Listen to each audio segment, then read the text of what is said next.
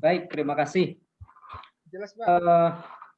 Adik-adik sekalian dan teman-teman sekalian, Bapak Ibu sekalian, peserta webinar pada hari ini,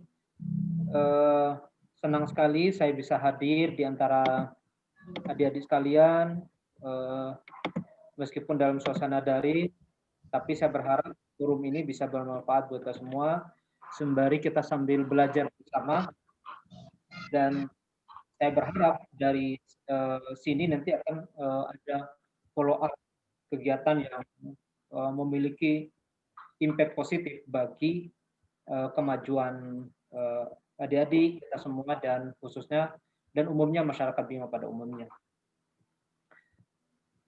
Baik, adik-adik sekalian yang saya hormati, Bapak Ibu sekalian dan seluruh peserta webinar pada hari ini, sudah lama saya tidak ada forum diskusi dengan keluarga besar dari Bima, dengan teman-teman Bima, karena satu dan lain hal mungkin banyak yang sibuk dan lain sebagainya sehingga belum bisa terlaksana. Tapi saya berharap setelah kegiatan pada hari ini nanti teman-teman semua peserta ini bisa join dengan saya punya project untuk penulisan buku tentang psikologinya orang Bima. Nah, target saya sih sebenarnya buku ini saya sudah siapkan dari tahun kemarin, cuman belum saya selesaikan karena saya sedang fokus untuk mengerjakan beberapa tugas di kampus, kemudian tugas di kepengurusan organisasi. Saat ini saya ditunjuk sebagai ketua wilayah Jawa Timur untuk Asosiasi Psikologi Islam. Pas otomatis. Jadi ini organisasi profesi bagi semua psikologi yang mau mengembangkan psikologi Islam, dan sebagaimana spirit orang Bima, Dombojo yang selalu mengedepankan utama, saya pun akhirnya masuk juga di lingkaran organisasi itu, dan saya sebagai ketua pertama ini di wilayah Jawa Timur, karena sebelumnya wilayah Jawa Timur belum terbentuk, sehingga saya mendorong beberapa teman-teman dengan izin dari sesepuh dan pengurus pusat akhirnya bentuklah pengurus di wilayah Jawa Timur. Selain itu, adik-adik sekalian, Bapak Ibu, teman-teman sekalian, saat ini memang saya agak padat di Universitas Brawijaya. Saya menjadi staf ahli wakil rektor bidang kemahasiswaan di Universitas Brawijaya, sehingga otomatis hampir semua kegiatan kemahasiswaan saya terlibat, mulai dari beasiswa, kemudian organisasi kemahasiswaan dan lain sebagainya. Dan ini akhirnya membuat saya menjadi jarang sekali bisa ketemu dengan teman-teman dari Bima, meskipun pada sesungguhnya saya juga berharap bisa ketemu, ngopi atau duduk-duduk bersama di Malang begitu. Jadi kalau adik-adik pas ada di Malang, saya persilakan untuk kontak saya supaya kita bisa ketemu, diskusi, duduk bareng dan lain sebagainya gitu. Nah, kalau pas nanti misalnya kalau pas saya pulang ke Bima, saya juga bisa kontak insya Allah teman-teman untuk bisa kumpul di Bima dan merencanakan apa yang baik yang bisa kita laksanakan. Baik, pada kesempatan kali ini saya ingin sharing tentang sebenarnya judul yang diberikan sama Mas Imam kemarin itu dengan Adinda Imam itu sangat bagus. Cuman karena saya khawatir penyampaian saya nanti tidak mampu memenuhi yang diharapkan oleh teman-teman, sehingga kemudian saya tarik menjadi lebih sederhana gitu tentang bagaimana sih potret psikologis dari nilai-nilai lokal, nilai luhur itu menjadi acuan bagi perubahan. Baik, beberapa di antara yang hadir ini adalah ada rekan-rekan saya akademisi dari beberapa kampus. Mungkin kalau saya tidak salah sebut, ini ada Bu Siti Rahmi. Mungkin kalau saya tidak salah nyebut orang, beliau ini adalah dosen di Universitas Kalimantan Utara, Kaltara, di jurusan bimbingan dan konseling. Beliau ini satu angkatan dengan saya di SMP, dan beliau orang hebat. Saya perlu belajar juga dari beliau. Dan saya juga di sini ada beberapa orang-orang hebat juga. Jadi saya bersyukur bisa hadir di antara teman-teman, Bapak Ibu. Dan mohon izin kalau misalnya kemudian saya dirasa kurang kompeten untuk menjelaskan hal-hal ini. Baik, Bapak Bapak Ibu sekalian, yang ingin saya garis bawahi pertama dulu adalah oh iya, nanti ini Mas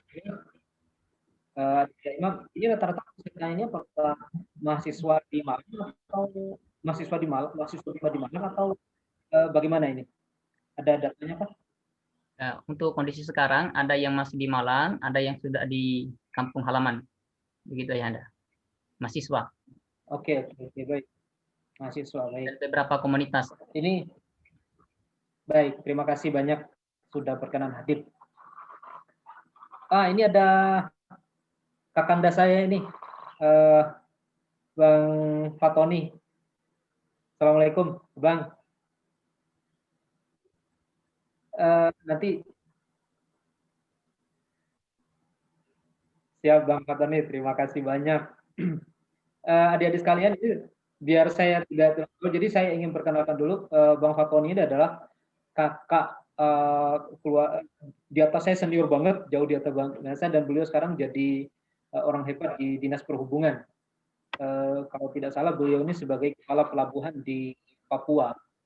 Jadi kalau nanti teman-teman ingin belajar tentang bagaimana mengembangkan atau bagaimana strategi pengembangan transportasi laut, maka teman-teman nanti bisa mengundang Bang Fatoni ini. Beliau ini adalah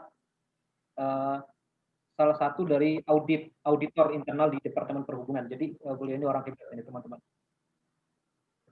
Jadi kalau Mas Imam nanti kalau misalnya mau bikin kegiatan apapun untuk mengundang para pembicara yang kompeten, orang Bima yang kompeten dalam bidang-bidang tertentu, silakan kontak saya, nanti saya akan memberikan rekomendasi siapa saja orang-orang yang memiliki kapabilitas yang hebat ini. Dan teman-teman, selain menjadi dosen, saya menjadi trainer profesional teman-teman di berbagai perusahaan. Salah satunya adalah di Pelni. Jadi saya menjadi trainer auditor di beberapa khususnya salah satu di Pelni ya, dan beberapa perusahaan-perusahaan lainnya. Jadi kalau teman yang ada di Malang, kalau mau ikut join dengan project-project saya, silakan kontak saya dan saya senang hati bisa kemudian ngajak adik-adik sekaligus siapa tahu kalau adik-adik mau magang di perusahaan saya, sehingga nanti bisa bekerja sama untuk mengembangkan program-program di tempat saya untuk kemajuan adik-adik sekalian. Baik, satu poin penting yang ingin saya sampaikan adik-adik sekalian, Bapak Ibu sekalian. Sepertinya kita merasa bahwa orang Bima itu tidak memiliki daya saing begitu, atau tidak mampu bersaing dibandingkan dengan orang-orang dari daerah-daerah lain.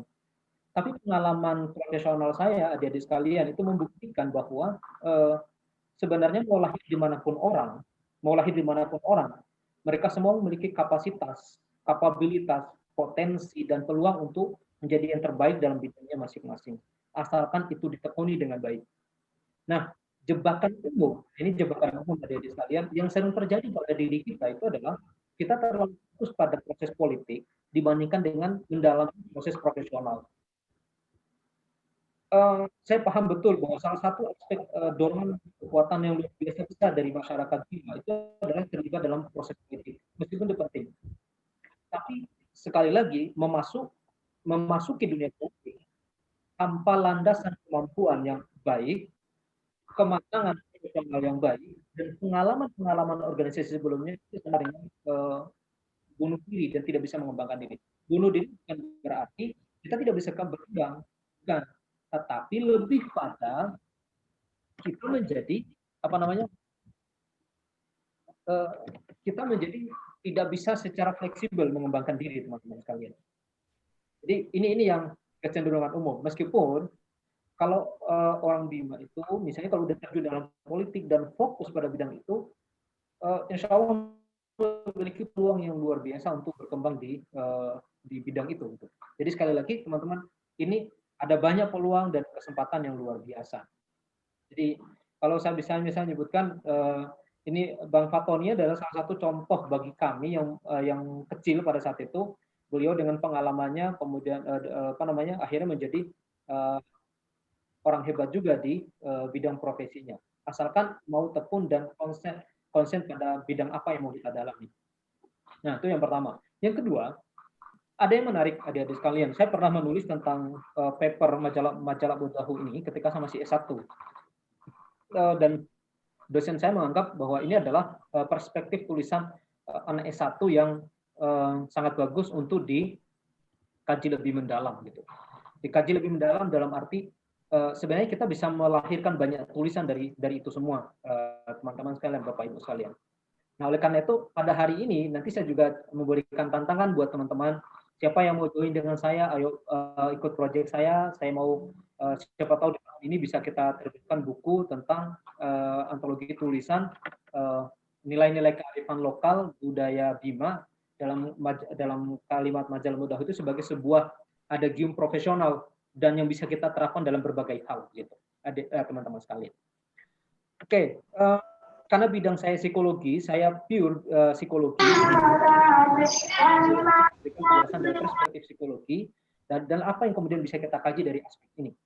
Oke, apa yang bisa kita kaji dari aspek ini. Dan saya juga ingin menunjukkan kepada teman-teman, kepada Bapak Ibu, teman-teman sekalian, bahwa value majalah Bodahu itu selama ini kita sering salah paham tentang konteks itu, sehingga membuat kita menjadi seakan-akan tidak berani bergerak, gitu. Tidak berani bergerak. Padahal ada kekuatan di balik itu semua. Baik, saya mohon izin untuk share screen supaya nanti kita bisa sambil belajar. Ya. Saya mohon izin kepada Bapak Ibu senior. Ini saya tidak bermaksud untuk mengajari Bapak Ibu, tapi saya hanya ingin sekedar sharing aja, belajar bersama dengan Bapak Ibu sekalian. Baik, sudah kelihatan ya? Sudah, Ayahanda. Sudah, Ayahanda.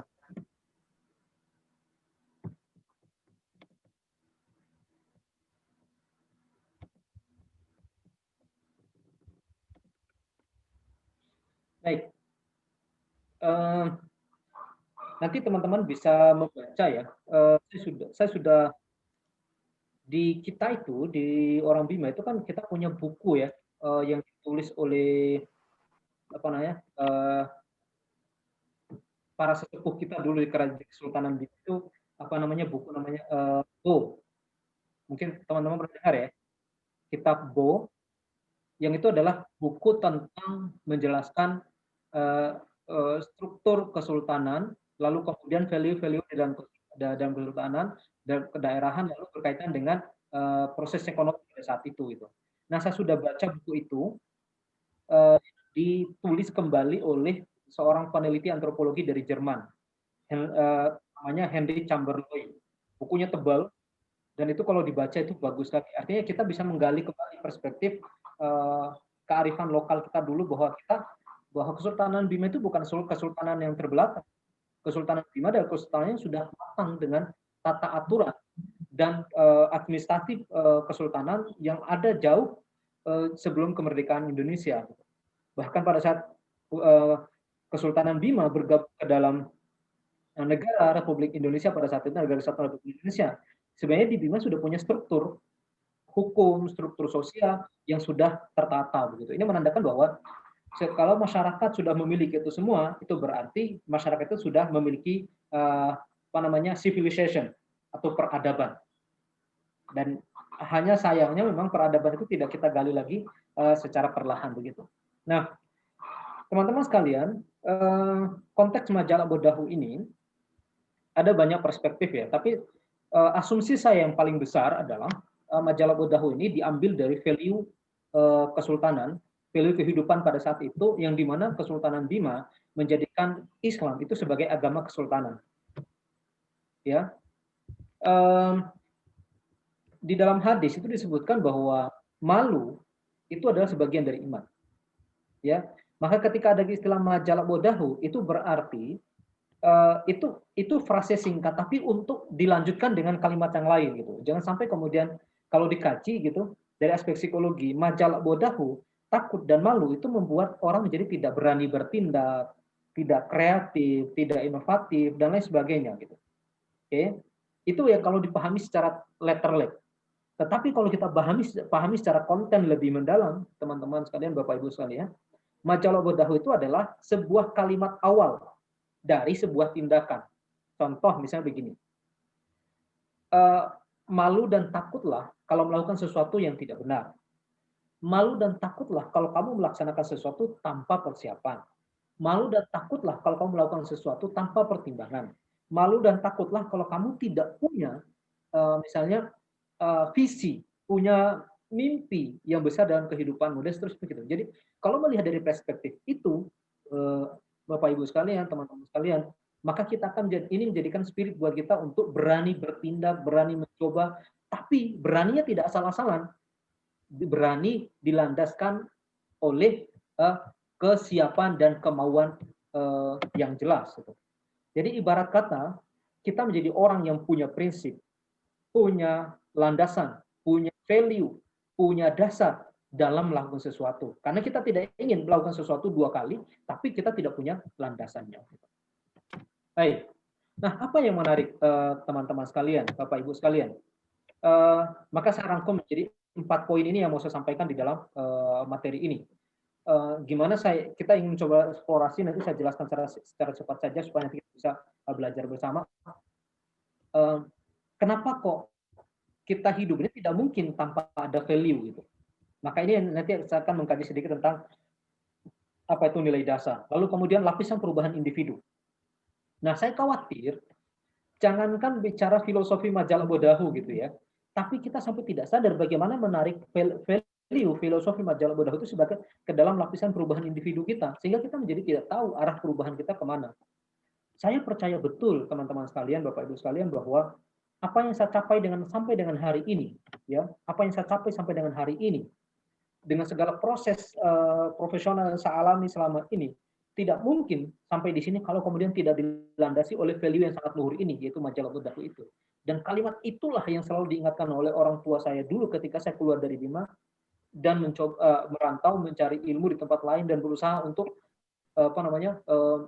mengembangkan profesionalisme saya di tempat lain begitu.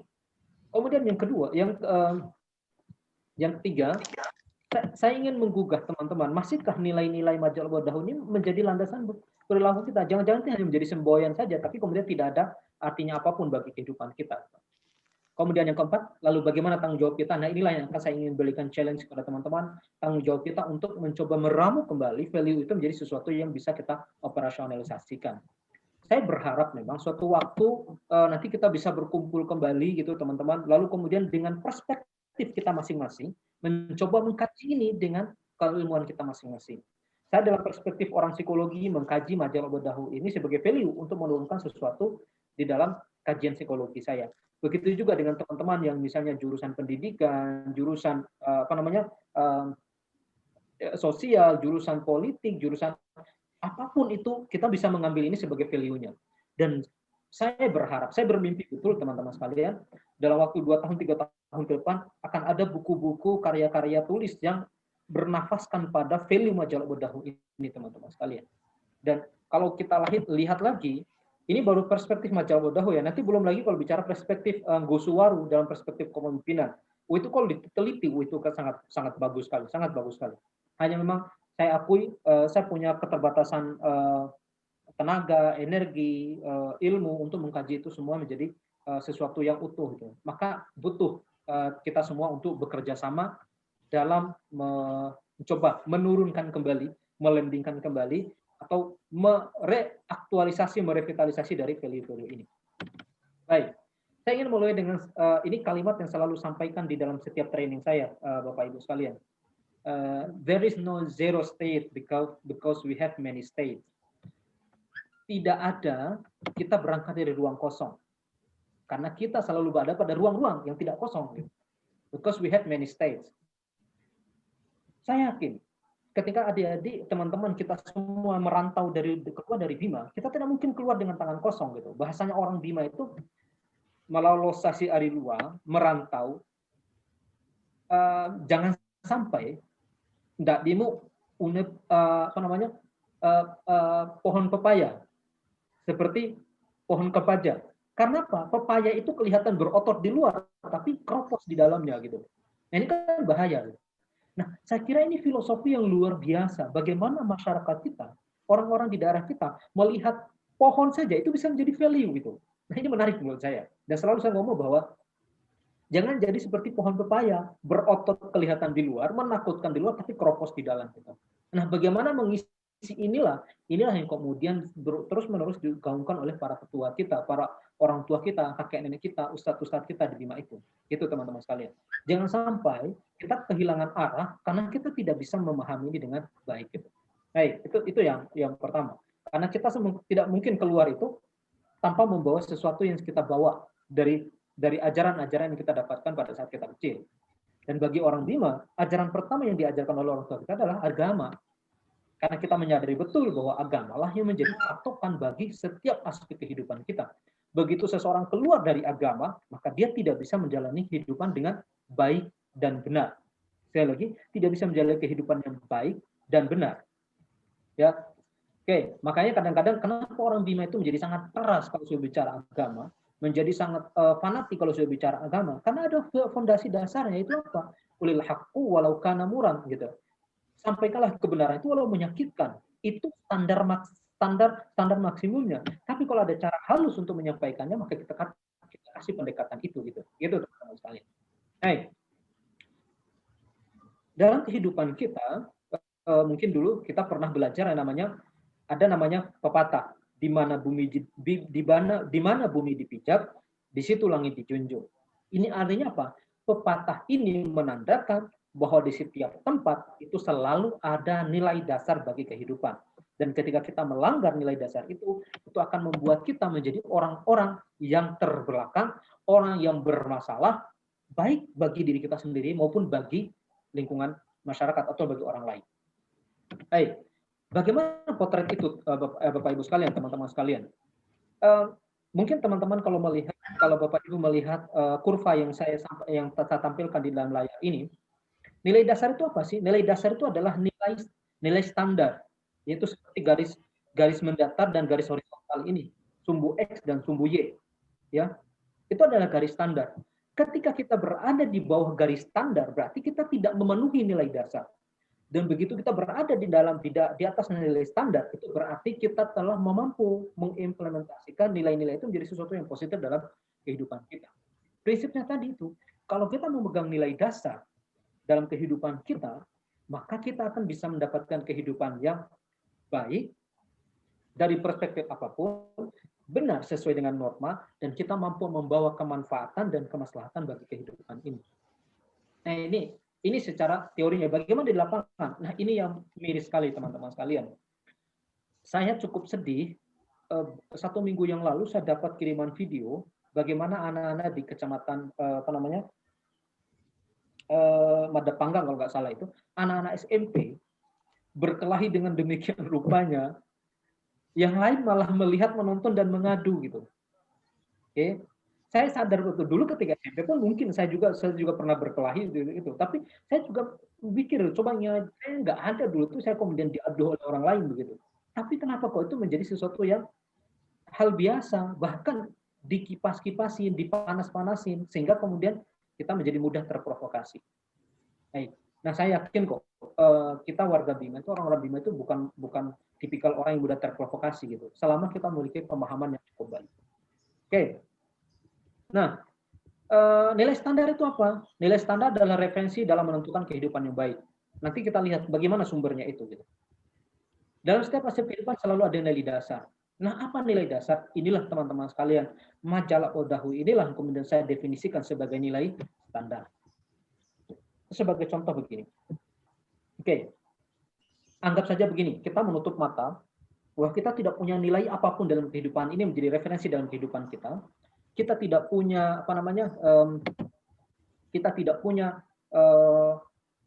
aturan-aturan apapun dalam kehidupan ini, tapi kita punya cuma satu, yaitu prinsip majalah Odahu.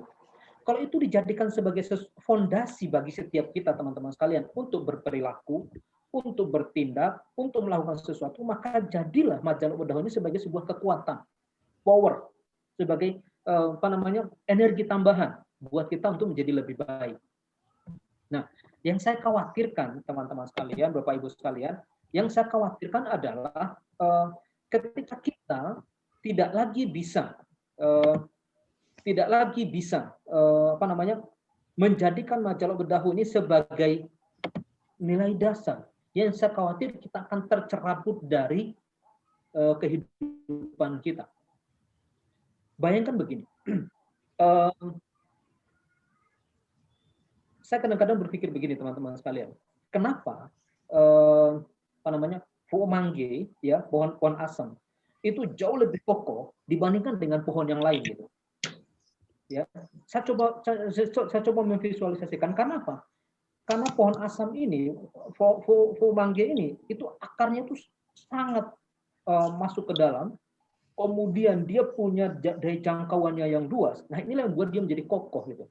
Nah, apa analoginya teman-teman sekalian yang saya hormati, Bapak Ibu sekalian? Nilai dasar majalah Dahu ini bisa menjadi satu. Dia bisa menjadi sebuah prinsip hidup. Oke, prinsip hidup. Yang kedua, dia bisa menjadi patokan dalam berperilaku. Prinsip hidup itu bisa menjadi filosofi dasar. Ingat, setiap orang harus punya prinsip, tidak boleh kita tidak punya prinsip. Karena prinsip inilah yang buat kita menjadi ada. Oke, kita punya prinsip inilah yang buat kita menjadi ada. Yang kedua, menjadi patokan dalam berperilaku. Akhirnya kita selalu berusaha berpikir gitu ya. Majalah Dahu untuk apa gitu ya? Majalah Dahu, malu dan takutlah kalau melakukan sesuatu yang tidak benar. Artinya apa? Di sini kita harus belajar tentang norma, belajar tentang nilai-nilai, belajar tentang aturan, kode etik dan lain sebagainya. Nah, saya khawatir gitu.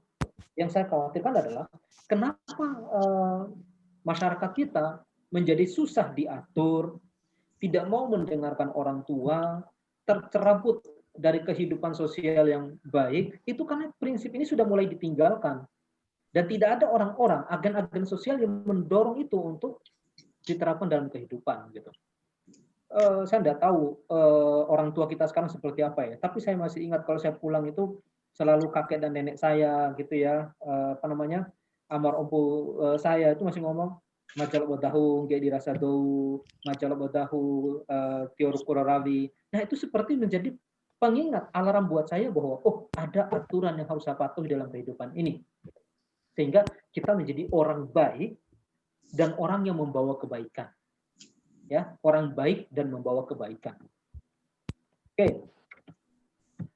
Yang kedua, sumbernya. Nah ini yang menarik adalah, saya bandingkan langsung ya. Norma umum sumber nilai kita itu ada 4. Ada agama, ada budaya, ada sosial, ada legal formal. Oke. Secara agama saya yakin betul 100%, 1000% value dasar majalah Dahu itu berasal dari ajaran Islam. Majalah Dahu ini berasal dari value dasar Islam. Jadi istilahnya itu kita ngaji apapun dalam Islam itu pakailah prinsip majalah Dahu itu. Karena apa? Karena malu sebagian dari iman dan takut itu adalah bentuk dari ketakwaan. Jadi majalah Dahu itu seakan-akan seperti pilar yang mengantarkan kita pada ketakwaan kepada Tuhan, gitu, kepada Allah Subhanahu Wa Taala.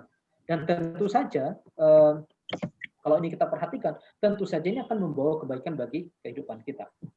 Yang kedua, nilai budaya dan adat.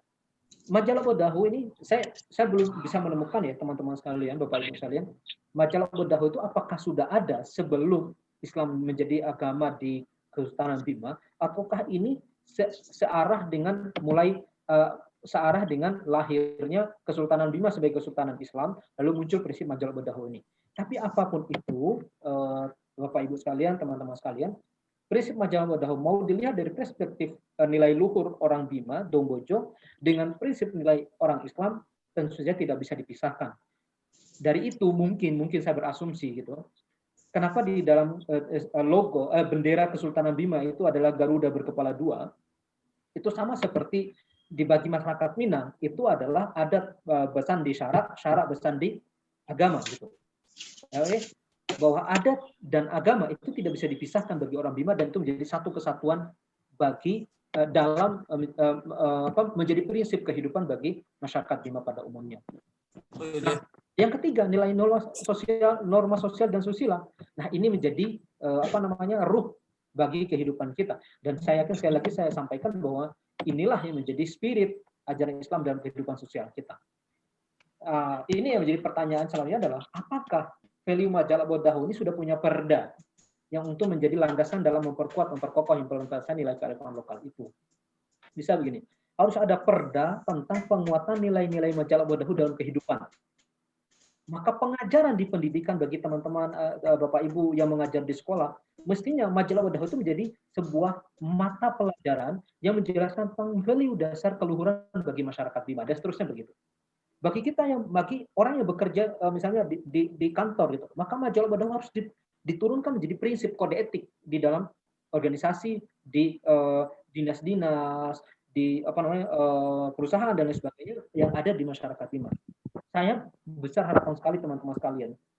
Dalam waktu ke depan gitu mungkin saya ingin meneliti majalah wadahu ini sebagai sebuah konstruk perilaku, prinsip dasar bagi masyarakat Bima. Dan saya yakin kalau ini bisa dirumuskan itu akan menjadi sesuatu yang sangat bagus sekali. Baik, saya percepat biar tidak terlalu lama gitu penjelasannya. Nah, bagaimana? Lalu apa kaitannya dengan ini? Kaitannya dengan perubahan lapisan perubahan kita? Bisa nggak sih majalah wadahu itu menjadi dasar perubahan kita? Mungkin nggak itu akan menjadi value bagi perubahan kita? Nah, ini yang menarik teman-teman sekalian, Bapak Ibu sekalian. Kita ini tidak mungkin bisa melepaskan diri. Ada orang ngomong begini, sudahlah saya hidup di hutan saja, tidak perlu ada aturan, tidak perlu ada norma, tidak perlu ada norma dan nilai yang menjadi aturan saya. Saya yakin itu tidak mungkin, karena sekali lagi kita tidak mungkin berangkat dari ruang kosong, gitu. Ya, berangkat dari ruang kosong. Saya dari desa Sie, teman-teman sekalian, Kecamatan Montang. Bang Fatoni paham betul bagaimana karakter orang-orang Sie itu. Dan tinggal kami itu kan dekat dengan sungai. Nah, ada satu lokasi sungainya dulu saya tidak berani berenang di situ. Ya, ada namanya Diwu Aji. Jadi teman-teman cari aja di desa Sie itu ada sungai di sebelah timur perkampungan dan di situ ada namanya Diwu Aji. Nah, kenapa saya tidak berani mandi di situ? Karena ada seperti mitos kalau kita mandi di situ nanti kita ketemu dengan jin dan lain sebagainya gitu. Artinya apa? Bahkan melewati Diwu Aji saja itu saya kemudian harus bilang assalamualaikum dulu gitu. Saya khawatir nanti tiba-tiba muncul jinnya gitu. Alhamdulillah selama pada saat kecil itu nggak pernah ada gitu lah. Artinya kalau saya bilang assalamualaikum, kalau tiba-tiba ada yang jawab waalaikumsalam, itu bahaya buat saya, Pak. Oke. Contoh lagi misalnya gitu. Kalau kita kalau kita misalnya kenapa kita tidak bisa keluar dari lingkungan itu? Secara prinsip kita sendiri saja kita punya prinsip. Di dalam kelompok kita punya aturan gitu. Di dalam komunitas kita punya aturan, di dalam struktur saja kita punya aturan. Artinya apa, teman-teman sekalian? Saya melihat bahwa prinsip majalah wadahu ini harus ada dalam setiap lapisan ini. Dalam individu dijadikan sebagai semboyan majalah wadahu, dalam kelompok menjadi semboyan majalah wadahu, dalam komunitas menjadi value, dalam struktur sosial bahkan dia menjadi pengatur baik kehidupan kita. Coba teman-teman Bapak Ibu merasakan gitu, misalnya kalau kita ada di kalau ada orang yang nggak punya majalah wadahu ini kan selalu ngomong gini, gomyake damaja dadahu dan balu, itu keluar semua itu menandakan bahwa betapa kita susah untuk diatur gitu.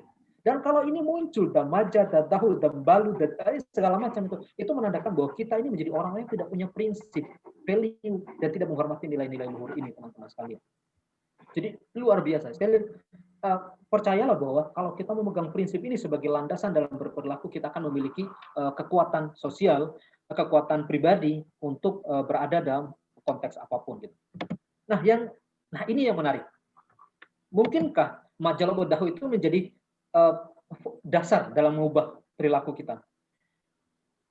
Selalu teman-teman sekalian, Bapak Ibu sekalian, kalau saya ngisi training, ini selalu saya sampaikan berapa ini? 7 hal ini. Sebenarnya ada 8 lapisan perubahan ya.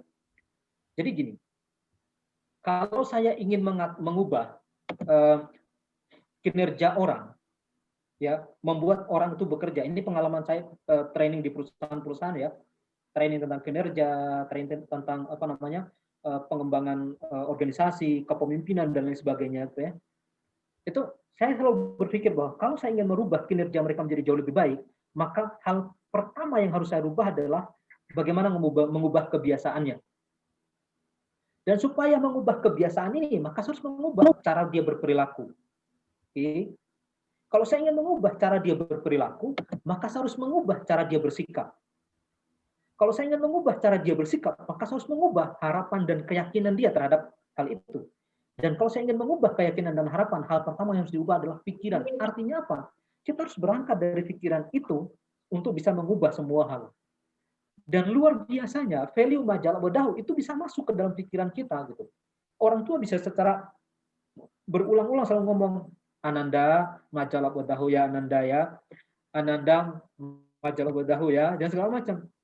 Bahkan mestinya, ini mestinya, silakan nanti teman-teman sekalian setelah hari ini nanti kita bikin semboyan semuanya. Di setiap kali mau memberikan sambutan apapun, lalu masukkan majalah Wadahu itu sebagai value yang harus kita sampaikan. Orang anak yang mau menikah, orang tua harus memberikan masukan. Ananda, menikah itu ibadah, maka majalah Wadahu dalam membangun rumah tangga. Ananda, sebentar lagi kamu akan menjadi sarjana, maka jadilah sarjana yang majalah Wadahu yang bisa menerapkan keilmuannya. Kalau nanti kita bekerja, ya kita bekerja dengan prinsip majalah Wadahu sehingga kita tidak akan berani menyimpang, menyeleweng dari aturan yang ada dan seterusnya dan seterusnya. Jadi ini Bapak Ibu sekalian, teman-teman sekalian. Makanya kalau ada orang bilang teknik-teknik misalnya mengubah pikiran segala macam, apapun tekniknya selama kemudian bisa membuat kita menjadi jauh lebih baik, maka itu hal baik yang bisa kita terapkan teman-teman sekalian, Bapak Ibu sekalian. Nanti ya kapan-kapan nanti kalau kita ada forum lagi, saya akan menjelaskan satu persatu pikiran itu, bagaimana hukumnya, bagaimana mengubah pikirannya, kalau keyakinan itu prinsipnya bagaimana, secara psikologis mengubahnya bagaimana. Ini training 2 hari ini saya tuntas baru bisa menjelaskan ini ya. Tapi nanti insya Allah kapan-kapan nanti kita lanjut. Allah. Baik, artinya apa? Mulai sekarang jangan bilang begini, seperti pertanyaannya ketua, saya lupa itu pertanyaannya ketua PDIP kalau nggak salah itu, apa sumbangan pemuda bagi kemajuan Indonesia? Maka jawabannya adalah sumbangan pemuda adalah memantapkan pikirannya, menguatkan pikirannya dengan isian-isian yang positif yang bisa mendorong dia menjadi orang-orang baik nanti di masa depan. Kalau dia menjadi orang baik, maka dia akan mampu setidaknya menghadirkan kebaikan bagi lingkungannya. Begitu teman-teman sekalian. Oke, saya lewati lagi. Pertanyaan saya, masihkah nilai kearifan lokal ini kan berpengaruh? Saya masih percaya teman-teman sekalian, nilai kearifan lokal itu sangat berpengaruh, sangat potensial. Oke, misalnya, mohon maaf ya, saya masih ingat dulu ya, di belakang desa saya, desa Sie itu ada namanya mata air, Oilengawu namanya ya. Jadi kalau ada di dari depan kantor Kapolsek, itu nanti kalau kita naik ke arah barat, ada di kaki gunung gitu, kaki bukit, nanti ada namanya mata air, Oilengawu namanya. Dulu ada norma yang dulu di sana yang ngomong begini, melau di Oilengawu, aina istilahnya, jangan pipis sembarangan gitu. Ya, jangan pipis sembarangan. Nanti kalau pipis sembarangan, nanti akan ada segala macam, ada makhluk segala macam gitu ya. Nah, artinya apa? Nilai lokal semacam ini itu ternyata mampu mengubah perilaku gitu. Ya, mampu mengubah perilaku. Makanya nilai yang majalah Wadahu itu bisa mengubah 4 hal. Mampu mengubah opini kita, pandangan kita, perspektif kita. Yang kedua, mampu mengubah sikap kita. Yang ketiga, mampu mengubah perilaku kita. Kalau ini perilaku berubah, maka dia akan mengubah kelompok atau sosial itu.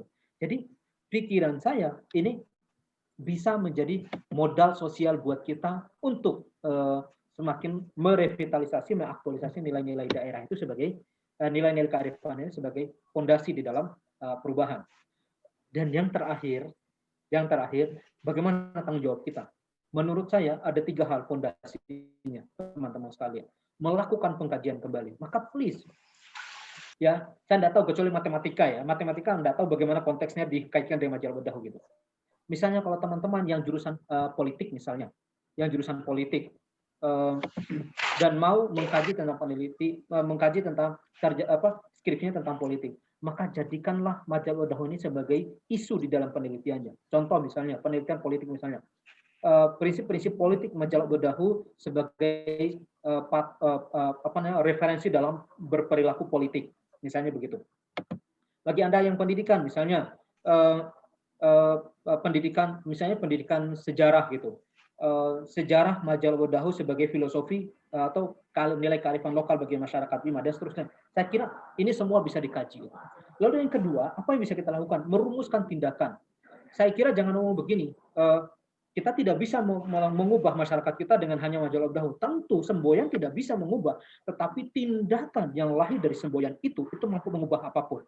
Sekali lagi, jangan ngomong, ya itu kan cuma filosofi, itu kan cuma prinsip, ya itu kan cuma ide. Tapi sekali lagi, jangan pernah ngomong itu hanya ide, jangan ngomong itu hanya cuma prinsip. Karena semua hal yang berupa pikiran, ide, konsep, itu bisa berubah menjadi sesuatu yang hebat ketika dia dilanjutkan dengan tindakan nyata dari kita semua. Nah, tindakan nyatanya apa? Menurut saya ada dua hal, teman-teman sekalian. Satu, mulailah mengarusutamakan, memainstreamkan kajian tentang nilai kearifan lokal ini dalam kehidupan di masyarakat. Jangan hanya bicara tentang politik, ekonomi, tapi kemudian melepaskan diri dari nilai-nilai ini gitu. Jadi mulailah mengkaji kembali gitu. Bikin kelompok-kelompok kajian yang kemudian bagaimana meneliti nilai dasar ini sebagai patokan di dalam berperilaku gitu. Lalu yang ketiga itu mendorong kebijakan. Nah, nanti teman-teman yang muda yang berada di Bima, silakan coba disikapi. Pernah nggak ada peraturan daerah yang membahas tentang mendorong kebijakan tentang bagaimana penguatan implementasi dari nilai-nilai kearifan lokal? Kalau itu belum ada, maka perlu ada diskusi dengan para pejabat terkait, pihak terkait untuk merumuskan tentang kebijakan ini. Kalau apa? Teman-teman sekalian, mau pintarnya segudang apapun, cerdasnya sebesar apapun, tapi kalau kekuatan politik tidak bisa kita pengaruhi dengan kemampuan keilmuan itu, maka kecerdasan itu, kemampuan itu, pengetahuan itu akan menjadi sekedar gudang ilmu, tapi tidak berimpak apapun. Jadi gitu teman-teman sekalian. Jadi apa yang kita dorong? Kita dorong kebijakan politik, kebijakan daerah yang melandaskan pada nilai-nilai kearifan lokal ini dalam rangka memajukan daerah itu dengan segala macam target yang ada di daerah. Jadi saya berharap dari diskusi hari ini nanti Mas Imam dengan teman-teman yang lain bisa merumuskan apa hasil dari diskusi ini yang bisa kita jadikan sebagai landasan kebijakan bagi pemerintah di daerah. Saya kira itu Bapak Ibu sekalian, teman-teman sekalian, saya mohon maaf penjelasan saya agak panjang, tapi semoga ini bisa memicu kita untuk berpikir lebih jauh bahwa ada hal baik yang bisa kita kaji, bisa kita kerjakan bagi kemajuan kita dan kemajuan daerah gitu. Sekali lagi prinsipnya, kalau kita bisa menjadi orang baik, maka kita bisa membawa kebaikan bagi masyarakat kita, lingkungan kita, dan daerah kita. Minimal kita tidak membawa keburukan bagi orang lain. Itu aja yang paling penting. Terima kasih. Itu yang bisa saya sampaikan. Mohon maaf atas segala kekurangan. Assalamualaikum warahmatullahi wabarakatuh. Dan selanjutnya saya kembalikan kepada Imam. Baik, terima kasih kepada Ayahanda Ilhamuddin Lukman, yang dimana sudah menyampaikan pemaparan materi yang sangat luar biasa. Jadi sedikit kami sampaikan apa yang sudah disampaikan oleh Ayahanda tadi, bahwasanya sebagai masyarakat Bima kita memiliki nilai dasar yang sangat kuat, terutama pada aspek keagamaan. Jadi nilai-nilai keagamaan itu sudah sangat mendasar di dalam kehidupan masyarakat Bima. Maka dari itu ini menjadi nilai dasar yang seharusnya dipegang kuat oleh generasi-generasi yang akan datang itu. Kemudian dalam setiap aspek kehidupan ini tentu tadi sudah dijelaskan, nilai dasar tadi menjadi patokan hidup kita, menjadi prinsip hidup kita, menjadi patokan di dalam berperilaku dan bertutur kata dan seterusnya. Maka nilai Majalah Bodahu tidak hanya menjadi slogan, tetapi menjadi realita di dalam kehidupan kita.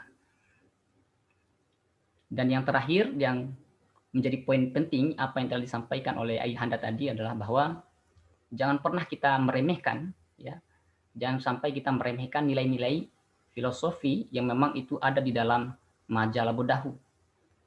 Karena memang nilai-nilai itulah yang menjadi pameng terakhir dalam kehidupan kita dimanapun berada, baik itu di perantauan maupun di daerah kita tercinta. Kemudian yang paling terakhir adalah bagaimana kita semua yang ada di sini mampu mendorong nilai-nilai kearifan lokal itu menjadi potensi di masa yang akan datang.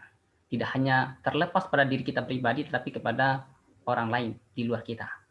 Saya rasa itu yang menjadi poin inti yang telah disampaikan oleh Ayahanda tadi, yang sangat kaya sekali, syarat sangat makna, dan mungkin untuk memperkaya itu kami harapkan kepada para teman-teman yang ada pada kesempatan ini untuk mampu menggali itu dengan pertanyaan, tanggapan, dan seterusnya. Maka dari itu, kami berikan kesempatan kepada para peserta untuk bertanya dan menanggapi apa yang menjadi keresahan hatinya pada sore hari ini.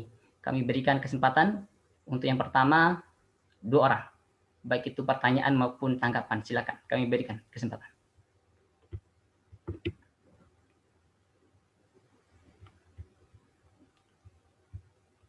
Ada yang ingin bertanya atau memberikan tanggapan terkait dengan penyampaian dari Ayahanda?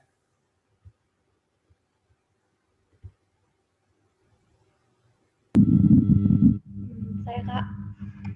Baik, silakan. Saya bisa.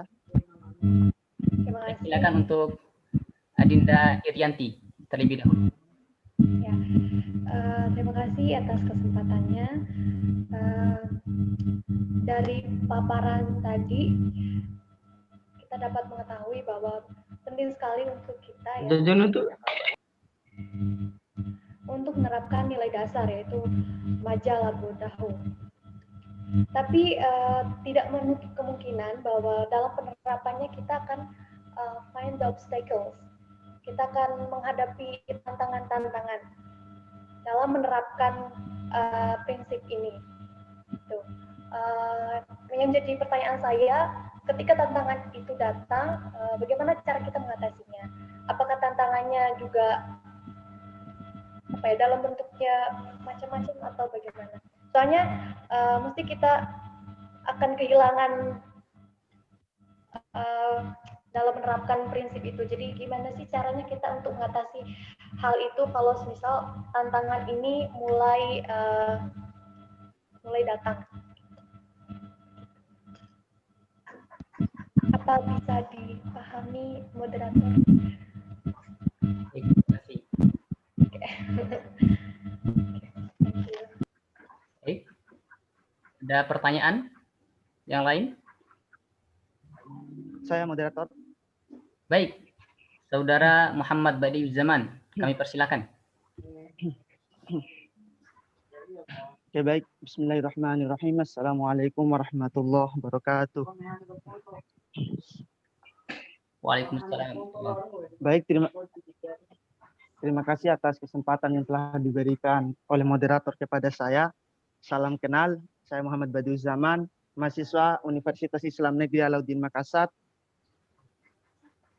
Nah, berbicara tentang konsep Majah Labu Dahu, artinya telah dijelaskan tadi bahwa Majah merunut kepada malu itu sendiri. Nah, pemantik ataupun pemateri tadi telah menjelaskan bahwa malu itu adalah bagian dari iman. Artinya manusia, dasar yang menjadi manusia itu adalah malunya. Nah, ketika manusia tidak memiliki malu, artinya dia tidak layak dikatakan manusia. Saya rasa di situ. Terus yang kedua, berbicara tentang dahu. Dahu dalam konsep ini yaitu takut. Artinya kita takut bukan dalam hal yang baik, tetapi ketika kita melakukan hal-hal yang buruk. Allah juga telah menjelaskan bahwa ya ayyuhalladzina amanu taqullaha haqqa tuqatih.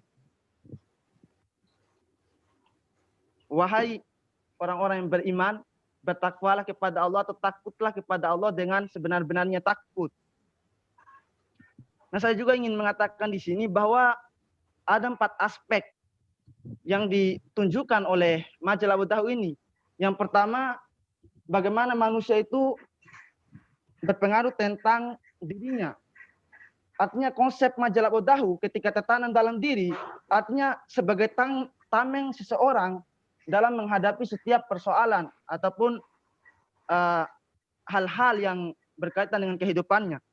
Terus yang kedua yang ingin saya sampaikan adalah bahwa wujud daripada Majah Labu Dahu ketika manusia ataupun insan itu mampu melakukan interaksi dengan manusia yang lain. Artinya apalah gunanya ketika kita berbicara tentang Majah Labu Dahu ketika kita tidak mampu melakukan interaksi ataupun hubungan yang baik dengan sesama manusia itu sendiri. Ketika manusia yang lain kelaparan, kita hanya duduk diam. Apalah arti konsep Majah Labu Dahu itu? Terus yang ketiga, wujud dari Majah Labu Dahu yaitu kehidupan manusia dengan lingkungan. Nah, wujud dari majalah Budawi ini terwujud ketika manusia mampu merawat lingkungannya. Artinya zaharul fasadu fil barri wal bahr. Kerusakan yang ada di langit dan di bumi adalah akibat ulah tangan manusia.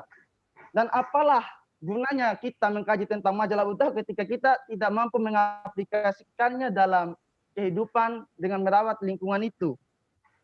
Nah, mungkin terlalu banyak lebar saya berbicara. Artinya pertanyaan saya, sebelum masuk ke pertanyaan, saya melihat bahwa banyak mahasiswa-mahasiswa artinya yang melupakan arti sebenarnya malu dan takut itu, ataupun malu majalah Budawi itu. Artinya pertanyaan saya, bagaimana seharusnya kita mengembalikan nilai-nilai prinsip ataupun nilai-nilai dasar majalah Budawi itu supaya tertanam memang dalam diri mahasiswa itu yang keluar merantau, khususnya Makassar, Jawa, dan lain sebagainya, Mataram, dan lain sebagainya. Karena saya rasa, saya memantau, baik di Jawa, Makassar, dan lain sebagainya itu telah luntur nilai-nilai majalah Budawi dalam dirinya. Sehingga dia tidak lagi sholat, misalkan, karena sibuknya dalam dunia kampus, tidak lagi berbuat kebaikan, tidak lagi mampu merawat tanaman, lingkungan, dan lain sebagainya. Mungkin itu pertanyaan saya, Bapak pemateri. Mungkin bisa ditanggapi pertanyaan saya. Baik, terima kasih atas pertanyaan-pertanyaan yang luar biasa dari teman-teman semuanya. Yang pertama dari Saudari Irianti yang memaparkan bagaimana ketika kita berhadapan dengan sebuah tantangan, maka bagaimana cara kita untuk menanggapi tantangan-tantangan yang seringkali berhadapan dengan kita sehari-hari, baik itu tantangan dari segi pendidikan, sosial, budaya, kemasyarakatan, dan sebagainya. Jadi banyak sekali tantangan itu dan bagaimana cara menanggapi hal itu. Itu yang pertama. Kemudian yang kedua, setelah penyampaian keresahan hati dari Saudara Muhammad Baiduzaman tadi menyimpulkan sebuah pertanyaan bahwa bagaimana cara kita untuk menginternalisasi, mengkristalisasi nilai-nilai majalah Budawi itu dalam kehidupan kita. Ya, bagaimana cara kita untuk memformulasikan sehingga nilai-nilai itu mampu untuk terinternalisasi, terkristalisasi di dalam kehidupan kita. Itu mungkin pertanyaan poinnya, kami serahkan kepada Ayahanda. Baik.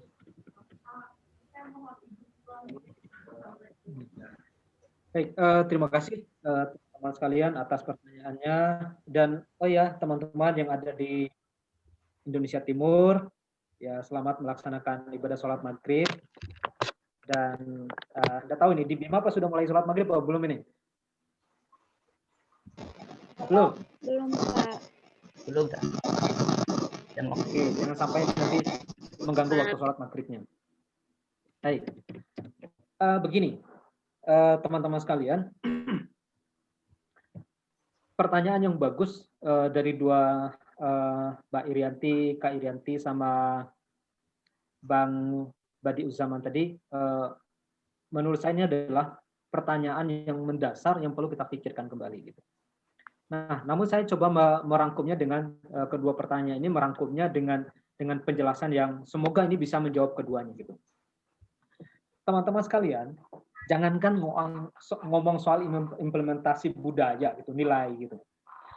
Nyari pacar aja ada tantangannya, gitu. Ya, nyari pacar aja tantangannya. Kalau kamu cari pacar, nggak ada tantangannya, itu berarti pacar yang kamu kejar itu, berarti dia adalah bukan orang pilihan bagi setiap orang, gitu, sehingga kamu mendapatkannya dengan mudah, gitu. Jadi saya dulu selalu pikir begini, semakin sulit saya mendapatkan sesuatu, berarti semakin berharga yang saya kejar itu.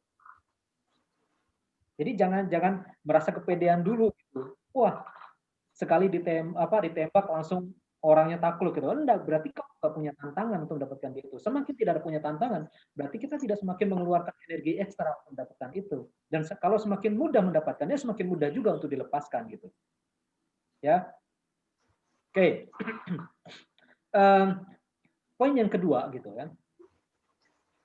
Nilai, karena ini kan nilai ya. Jadi teman-teman sekalian, sebelum bicara bagaimana implementasinya, teman-teman harus berusaha memahami dulu bahwa nilai ini sampai menjadi sebuah perilaku, ya, itu ada prosesnya gitu.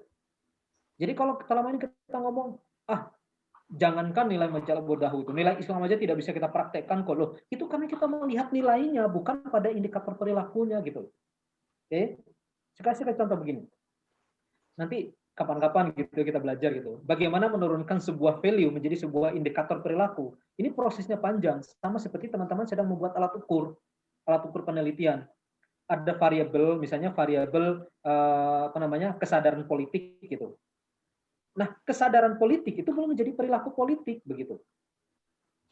Sama dengan begini loh teman-teman. Jadi ini baru value gitu. Misalnya Bang Moderator Imamuddin gitu. Ada rasa suka kepada Mbak Irianti atau Kak Irianti gitu. Rasa suka saja tidak akan mungkin menjadi perilaku suka kalau kemudian hanya berada di dalam hati gitu. Jadi kalau kamu punya keinginan sesuatu, ya sampaikan. Nah, untuk bisa sampai pada level menyampaikan, itu ada sekian proses perilaku. Sekian proses. Mulai dari apa? Value majalah bodahu. Kemudian diturunkan apa saja yang bisa kita kaitkan dengan majalah bodahu. Apakah pikirannya saja, apakah perilakunya saja, apakah sikapnya saja, atau kinerjanya saja. Ingat yang 6 aspek lingkaran tadi itu loh ya, yang tadi saya tunjukkan. Ada pikiran, ada keyakinan, ada harapan, ya ada sikap dan seterusnya sampai pada akhir menjadi kinerja. Itu adalah lapisannya. Artinya apa? Value majalah bodahu itu masih berada dalam tahap pikiran. Memasukkan ke dalam pikiran kita saja belum tuntas. Bagaimana ngomong dalam tataran perilakunya, gitu loh maksudnya. Artinya tantangan yang paling mendasar sekarang yang kita tidak miliki adalah kita tidak punya patokan dasar untuk kemudian memahami apa sebenarnya majalah bodahu itu. Selama ini kan kita hanya mendengar dari orang per orang kan, dari orang tua kita majalah bodahu. Tapi pertanyaannya, apa sih majalah bodahu itu? Nah itu kan selama ini kan tidak berusaha untuk kita eksplorasi itu. Itu tantangan pertamanya, karena kita minim literasi untuk memahami majalah bodahu. Coba teman-teman cari, ada nggak buku yang menulis tentang majalah bodahu? Ada nggak penelitian tentang majalah bodahu? Ada nggak pengkajian yang lebih mendalam tentang majalah bodahu sehingga dia menjadi konstruk pemahaman kearifan lokal kita gitu. Oke. Ini harus dipertanyakan teman-teman sekalian. Kalau ini belum ada, nah itu tantangannya besar gitu. Oke. Jadi sekarang saya kembali lagi contohnya sederhana tadi. Abang Imamuddin suka dengan Kakak Irianti, sukanya hanya ada dalam pikiran, tidak meyakinkan apakah itu ada pilihan terbaik, kemudian tidak ada tindakan untuk berusaha mendekati, yaitu sama saja kan bohong gitu. Artinya nilai dasar kearifan lokal ketika tidak diturunkan dalam perilaku, maka itu tantangannya menjadi tantangan nilai kearifan lokal itu menjadi bullshit, omong kosong gitu, teman-teman sekalian. Makanya kenapa saya bilang tadi tindakan kita adalah semakin memperbanyak kajian-kajian tentang majalah bodahu ini menjadi sebuah konstruk pemahaman, sebuah keilmuan gitu, segala macam. Oke, adik-adik sekalian, ini saya perkenalkan juga ini. Ini tadi ada Bu Rahmi ya, yang dari Universitas Kalimantan Utara tadi kalau tidak salah. Nanti saya minta beliau juga mungkin nanti untuk ngasih sharing juga gitu. Kemudian ada ini nanti kalau teman-teman di Bima ya literasi sapi lambu, kalau nanti mau bikin sosialisasi tentang makanan halal di Bima, nanti silakan kontak. Ini ada Bu Emil Majid atau Kak Emil Majid, nanti bisa mengundang beliaunya. Ini adalah tenaga ahli BP POM di Kabupaten Bima. Jadi kalian punya resources yang luar biasa banyak. Oke, itu tantangannya ya, Kak Irianti ya. Yang kedua, pertanyaan dari dari Abang Badi Usaman, bagaimana mengembalikan nilai-nilai ini? Loh, iya, bagaimana mengembalikannya? Please, gitu ya, teman-teman. Kalau nanti misalnya teman-teman yang dari jurusan agama Islam, nanti pulang ke Bima, kemudian disuruh khutbah, nggak usah ngomong yang terlalu tinggi, cukup ngomong sajalah majalah bodahu gitu loh. Cukup ngomong itu saja, itu akan menjadi prinsip bagi orang untuk melihat kembali gitu. Karena itu gampang sekali kemudian kita ngomongkan. Oke, gampang sekali. Ya, misalnya begini nih, ya. Anggap saja saya ngomong contoh saja gitu ya. Mungkin kita dulu pernah, dan saya juga bisa mengakui saya pernah gitu. Dulu ketika pergi ke sawah, ada pohon mangganya tetangga gitu di kebun, kita lempari itu sampai dia jatuh gitu. Itu kalau tidak diingatkan, nah majalah bodahu ya, aintul kerawi hantau dou, aintul kerawi ngahantau dou. Nah ini kalau kita berulang kali kita sampaikan kepada orang lain, kepada kepada anak-anak kita, adik-adik kita, itu akan menjadi value. Oke. ada sebuah eksperimen teman-teman sekalian, saya ngomong begini. Kenapa seseorang itu bisa jatuh cinta dan buta gitu, ya cinta buta kepada seseorang? Karena dia terlalu sering mengucapkan kata cinta kepada objeknya itu. Coba saja ya. Ya, orang bilang begini, dalam konseling pernikahan bilang begini, Pak Ilham, gimana cara meningkatkan keharmonisan di dalam keluarga? Saya bilang gampang saja. Targetkan setiap hari ngomong I love you 100 kali kepada pasangan masing-masing gitu. Emang ada efeknya. Teman-teman sekalian, ya, wiritan, ya, subhanallah, alhamdulillah, ya, Allahu akbar. Kita baca saja itu dia punya efek gitu loh. Apalagi kata yang punya nuansa emosi, ngomong dengan penuh perasaan, ngomong dengan penuh ekspresi, itu akan melahirkan nuansa yang berbeda gitu. Makanya please teman-teman sekalian, nanti kalau nulis tugas karya ilmiahnya di halaman kata pengantarnya nggak usah kasih dalil apapun, cukup tulis di kalimat kata pengantarnya adalah ini sebagai bukti ya saya mengimplementasikan majal bodahu dalam kehidupan saya. Kalau misalnya habis ini, please nanti habis ini kita habis status masing-masing, majal bodahu is my way gitu. Oke? Majal bodahu is my way, majal bodahu is my prinsip gitu. Atau kalau ada misalnya apa istilahnya acara di televisi itu my adventure apa itu istilahnya Mas Imamuddin? My trip, my adventure. My adventure apalah istilah gitu. Maka jangan kalian menggunakan. Nah, cara bagaimana mengembalikan? Berulang kali menyampaikan hal itu gitu. Ya, kalau nanti bisa Mas Imamuddin atau siapapun nanti yang ada di Bima punya ide kreatif, bikin stiker majalah bodahu inside gitu. Atau bikin gambar hati lalu kemudian majalah bodahu dalam itu kemudian itu tertulis majalah bodahu dan seterusnya. Jadi ada banyak cara untuk mengembalikan nilai-nilai itu. Nah, jangan-jangan kenapa kita semakin tercapu dari nilai-nilai itu? Karena kita tidak pernah ngomongkan hal itu gitu. Tidak pernah mencoba mengimplementasinya itu dalam kehidupan kita sehari-hari dalam hal-hal sederhana gitu. Contoh, saya kadang-kadang lupa gitu ya. Ada kadang-kadang kalau saya pulang ke Bima itu ada orang tua marahi anaknya. Kadang-kadang ngomong begini, anak laku air ngango. Ya, itu kan mestinya harus kita ngomong, ibu, majalah bodahu kalau kasih nasihat sama anaknya, kalau ibu ngomong anak lako, itu anaknya anak lako, berarti lakonya siapa? Kan begitu, kita kembalikan, artinya apa? Ini kita kembalikan kepada value-value dasar dan jadikan itu sebagai ungkapan sehari-hari gitu. Itu akan menjadi patokan dasarnya. Ingat, kalau kita mau mengubah kinerjanya, peradabannya, maka kita mengubah cara orang-orang berperilaku. Kalau kita mengubah cara orang-orang berperilaku, maka ubahlah apa yang masuk ke dalam pikirannya gitu. Ya, masukkan apa yang positif ke dalam pikiran dan kita masukkan value-value nilai kearifan itu ke dalam pikiran orang itu. Kira-kira begitu ya, Kak Irianti, Kang Badeus. Ya, semoga jawaban saya bisa inspiring gitulah, inspiring teman-teman. Kadang-kadang saya pernah baca skripsinya anak Bima itu, saking dia sukanya dengan filsafat, dia nulis cogito ergo sum gitu. Saya berpikir maka saya ada gitu. Dalam hati saya ngomong, dia paham nggak siapa yang dia tulis ini gitu ya. Jangan-jangan ini karena biar kelihatan filosofis gitu, bahasanya tinggi melangit tapi dia tidak paham apa maksudnya begitu. Ya. Tapi kalau ngomong majalah bodahu is my way gitu ya, cukup itu saja menjadi semboyan kita, maka jadilah kehidupan kita menjadi segala sesuatu ya akan selalu kembali kepada nilai dasar. Terima kasih.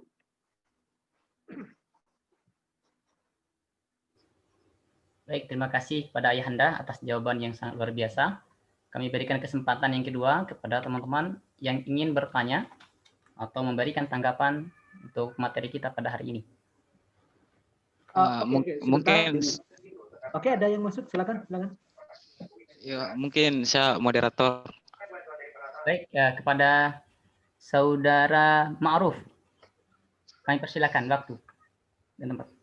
Oke, terima kasih. Bismillahirrahmanirrahim. Assalamualaikum warahmatullahi wabarakatuh. Waalaikumsalam warahmatullahi wabarakatuh. Ya, sedikit saya coba perkenalan. Nama saya Amar Ma'ruf. Biasa teman-teman juga menyapa Bumi Jara Sape. Karena memang saya mengagumi si sosok Bumi Jara Sape. Gitu. Saya melanjutkan studi di Makassar. Jadi ini juga bagian daripada keresahan saya, di mana seakan-akan juga bahasa dari teman-teman Makassar itu persoalan majalah Bodahu itu adalah diambil dari teman-teman Makassar.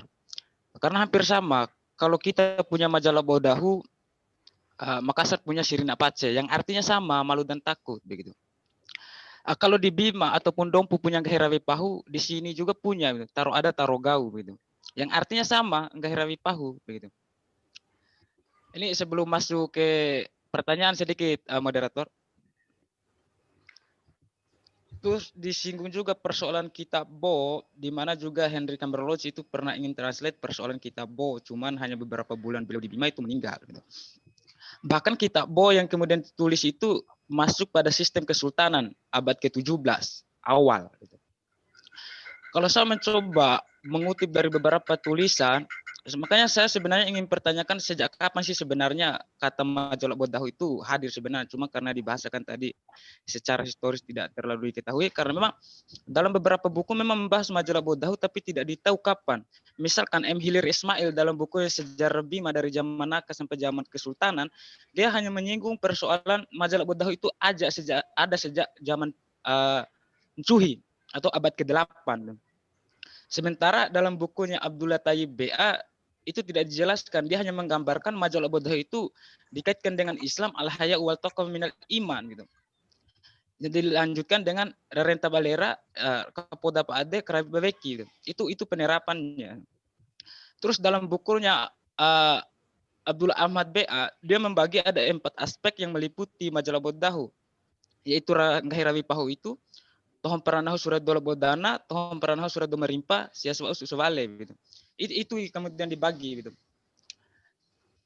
Cuman saya belum mendapatkan histori sebenarnya kapan ini majalah Bodahu gitu. Kalau kita bawa sekarang itu divisi masuk pada saat Kesultanan. Cuman saya ingin bertanya kira-kira bagaimana majalah Bodahu ini bisa diterapkan dalam kehidupan sehari-hari, terkhusus diajarkan kepada setiap generasi, karena hari ini kita katakan majalah Bodahu adalah falsafah orang Bima, itu hanyalah semboyan. Ketika dipertanyakan tidak tahu apa-apa, hanya ditahu bahwa maja itu malu, Dahu itu takut, hanya seputaran itu toh saja yang dipahami.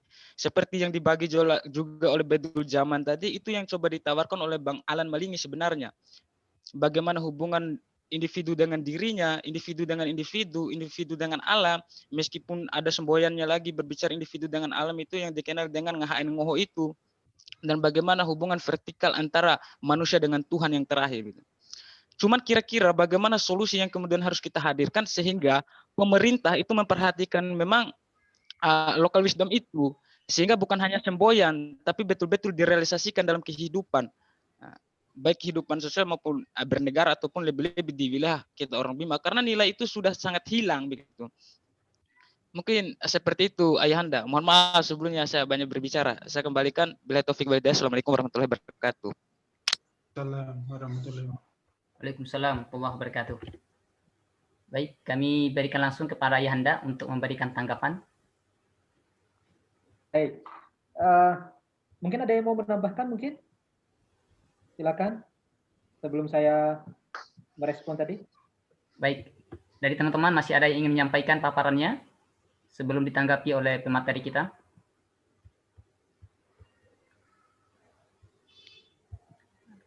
Baik, kalau belum ada saya lanjut saja. Baik, silakan Ayahanda. Kalau saya baca ini namanya AMNM gitu, AMNM BJS itu kalau saya kepanjangan amar ma'ruf nahi mungkar itu. Bumi jar sampai akhirnya Ayahanda. Oke. Bagus, itu nama yang lengkap gitu ya. Amar ma'ruf nahi mungkar ya. Supaya kita seimbang gitu. Amar ma'ruf iya, nahi mungkar juga iya gitu ya. Baik. Menarik ya, menarik. Saya tidak punya kapasitas untuk menjelaskan secara historis bagaimana istilah majalah Bodahu gitu ya.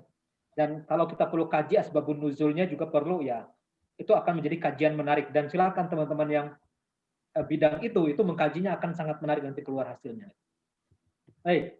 Yang ingin saya respon adalah kembali kepada apakah nilai majalah Bodahu ini hanya menjadi semboyan saja atau tidak, teman-teman sekalian, semuanya berasal dari semboyan. Semuanya berasal dari semboyan. Tidak ada perubahan yang tidak dimulai dari semboyan gitu. Oke? Tidak ada perubahan yang tidak dimulai dari semboyan. Karena semboyan itulah sebagai kristalisasi dari sebuah konsep. Oke? Misalnya gitu. Misalkan saya mau kasih contoh. Ini karena banyak, misalnya teman-teman, abang-abang yang merokok gitu. Misalnya kalau mendengar istilah iklan jarum gitu. Kata jarum itu kan ada semboyan, ada tagline-nya. Tagline ini yang disebut dengan semboyan. Semuanya dikembalikan kepada semboyan. Gitu. Maka majalah Wadahu bisa menjadi spirit semboyan dulu.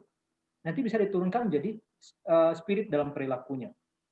Tapi kembali kepada apakah itu bisa diturunkan di spirit perilaku, itu akan kembali kepada political will dari individu dan political will dari pemangku kebijakan yang punya kuasa untuk mengendalikan itu. Gitu. Makanya saya mendorong gitu teman-teman sekalian, please nanti kalau kalian sudah berkeluarga, jadikanlah keluarga itu sebagai miniatur sosial di mana kita menerapkan majalah Wadahu itu. Oke, saya secara pribadi teman-teman sekalian sama seperti keluarga kita di Bima, orang tua di Bima itu sangat keras kepada anak-anak kalau dia tidak melaksanakan ajaran agama. Gitu. Ya, anak saya suatu ketika pernah protes gitu, karena ada pamannya di rumah.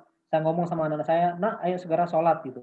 Tapi dia tidak segera sholat gitu. Kemudian saya marahi dia. Nah dia protes begini, kenapa aku dimarahi? Om kok nggak dimarahin gitu, nggak sholat. Saya bilang, oh iya ada yang keliru ini. Berarti kalau saya ingin menunjukkan kepada dia, melakukan perubahan kepada dia, maka harus saya mulai dulu dengan diri saya dan orang-orang di sekitar kita gitu. Supaya apa? Ini menjadi cerminan teman-teman sekalian. Jangan sampai kita bisa ngomongnya tapi tidak bisa melakukan gitu. Semboyan itu menjadi spirit awalnya, tapi kita coba menurunkan menjadi perilaku yang operasional gitu. Contoh begini. Kalau nanti teman-teman malam tahun baru keluar naik motor, kalau ditahan sama polisi jangan marah gitu. Nanti ngeyel gitu. Pak polisi, ini kan saya keluar, ini kan saya aman, kondisi aman, ngapain harus pakai helm, ngapain harus pakai masker? Ya, mungkin kalau saya ngomong ke Pak Polisi ngomong saja begini Pak Polisi, itu nggak usah pakai undang-undang. Tahu jaku majalah Wadahu, di badem kondisi corona kalimat itu saja saya kira menjadi powerful untuk kemudian mengingatkan kita bahwa ada yang salah yang kita lakukan gitu. Oke, jadi sekali lagi teman-teman sekalian, selalu ada hal di dalam semboyan itu yang menggerakkan kita semua. Contoh misalnya, dulu kita punya semboyan maju tak gentar melawan yang benar gitu ya. Maju tak gentar membelah yang benar gitu. Ini kan semboyan tapi menjadi kekuatan. Contoh dulu kita punya semboyan ya merdeka atau mati gitu. Itu kan semboyan gitu. Contoh lagi NKRI harga mati itu kan semboyan. Ketika semboyan itu diinternalisasi secara mendalam oleh kita, disadari sepenuhnya oleh kita, maka dia akan menjadi sebuah value, keyakinan bagi perubahan kita. Jadi sekali lagi teman-teman sekalian, kalau mau nanya bagaimana implementasi kembali kepada saya bilang, ayo kita menjadikan itu sebagai salah satu bagian penting dalam kehidupan kita.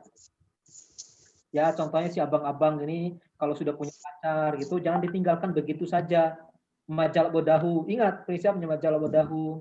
Maja karena menyakiti orang, dahu karena kita jangan khawatir, jangan kita meninggalkan jejak dosa gitu segala macam sama orang itu. Ini kan prinsip sederhana gitu adik-adik sekalian.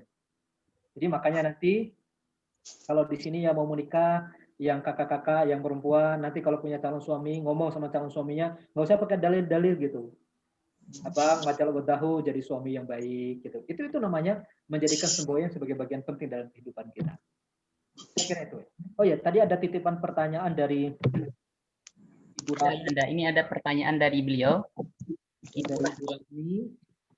Bagaimana ketika orang tua mengikuti majalah dalam pola asuh kepribadian, apakah yang muncul dalam kita? Teman-teman kalian, kalau nanti jadi orang tua, jangan pernah takut menjadikan majalah Wadahu sebagai prinsip di dalam keluarga. Karena ini akan mengajarkan kita kepada satu hal, satu kejujuran, ya, atau integritas. Yang kedua adalah kepatuhan pada aturan. Oke? Kepatuhan pada aturan. Jangan dianggap sepele gitu. Mungkin teman-teman sekalian selama ini mungkin lupa gitu ya. Orang tua kita kenapa selalu mengingatkan bangun tidur, Halo. Rapikan tempat tidurmu sebelum keluar dari kamar. Ya. Udah, Bapak kirim virtual account aja deh, biar saya banget. Ini salah satu bagaimana orang tua mengajarkan kita tentang kepatuhan pada aturan.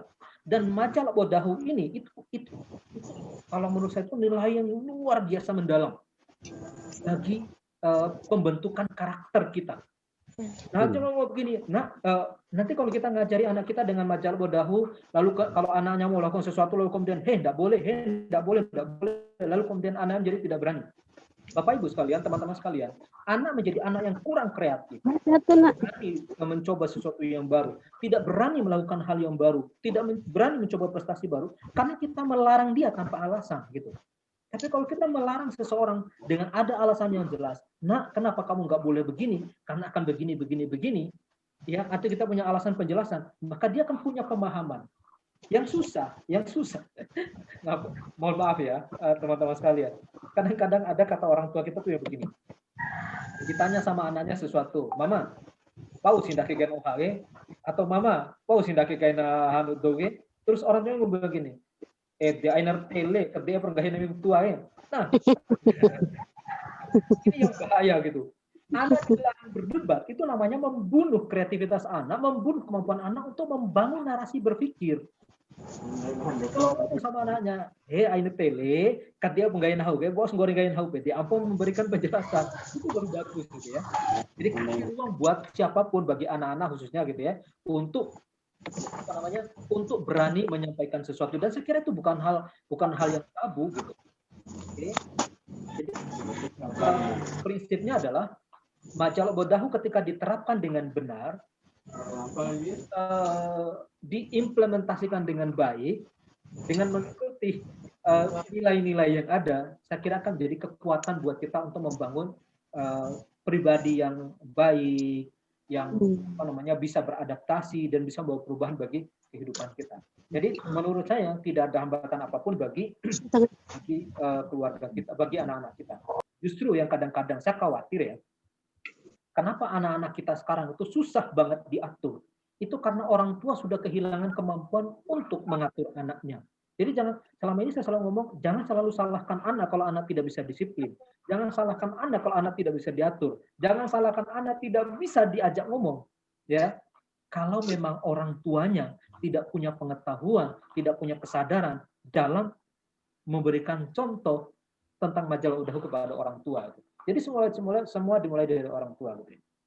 Makanya adik-adik sekalian, ini bagi yang belum menikah ya, yang sudah menikah jangan gitu ya. Bagi yang belum menikah, baca doa yang baik, yang benar supaya nanti dapat pasangan itu yang baik dan benar gitu.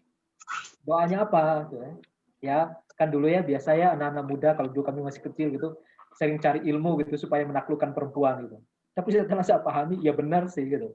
Ya ternyata patokannya bukan ilmunya, tapi bagaimana kita mendalami itu. Saya selalu ngomong kepada teman-teman yang selalu minta Pak Ilham, saya minta doa gitu supaya dikasih jodoh yang baik. Ya saya bilang ya doanya gampang kok, tinggal baca doa gitu, Rabbana hablana min azwajina wa dzurriyyatina qurrata a'yun waj'alna lil muttaqina imama. Ini kalau kita baca, kita doa dengan sepenuh hati, insya Allah nanti Allah akan ngasih yang terbaik gitu. Ngasih yang terbaik buat kita. Meskipun kadang-kadang itu tidak sesuai dengan apa yang kita inginkan. Oke. Baik. Tambahan dari Bang Badi Uzzaman ini ya. Kenapa tidak dimasukkan ke dalam apa ini? Mata pelajaran di sekolah. Oke. Loh, sesungguhnya mata pelajaran sudah ada kok. Nah, mata pelajaran muatan lokal itu kan sudah ada.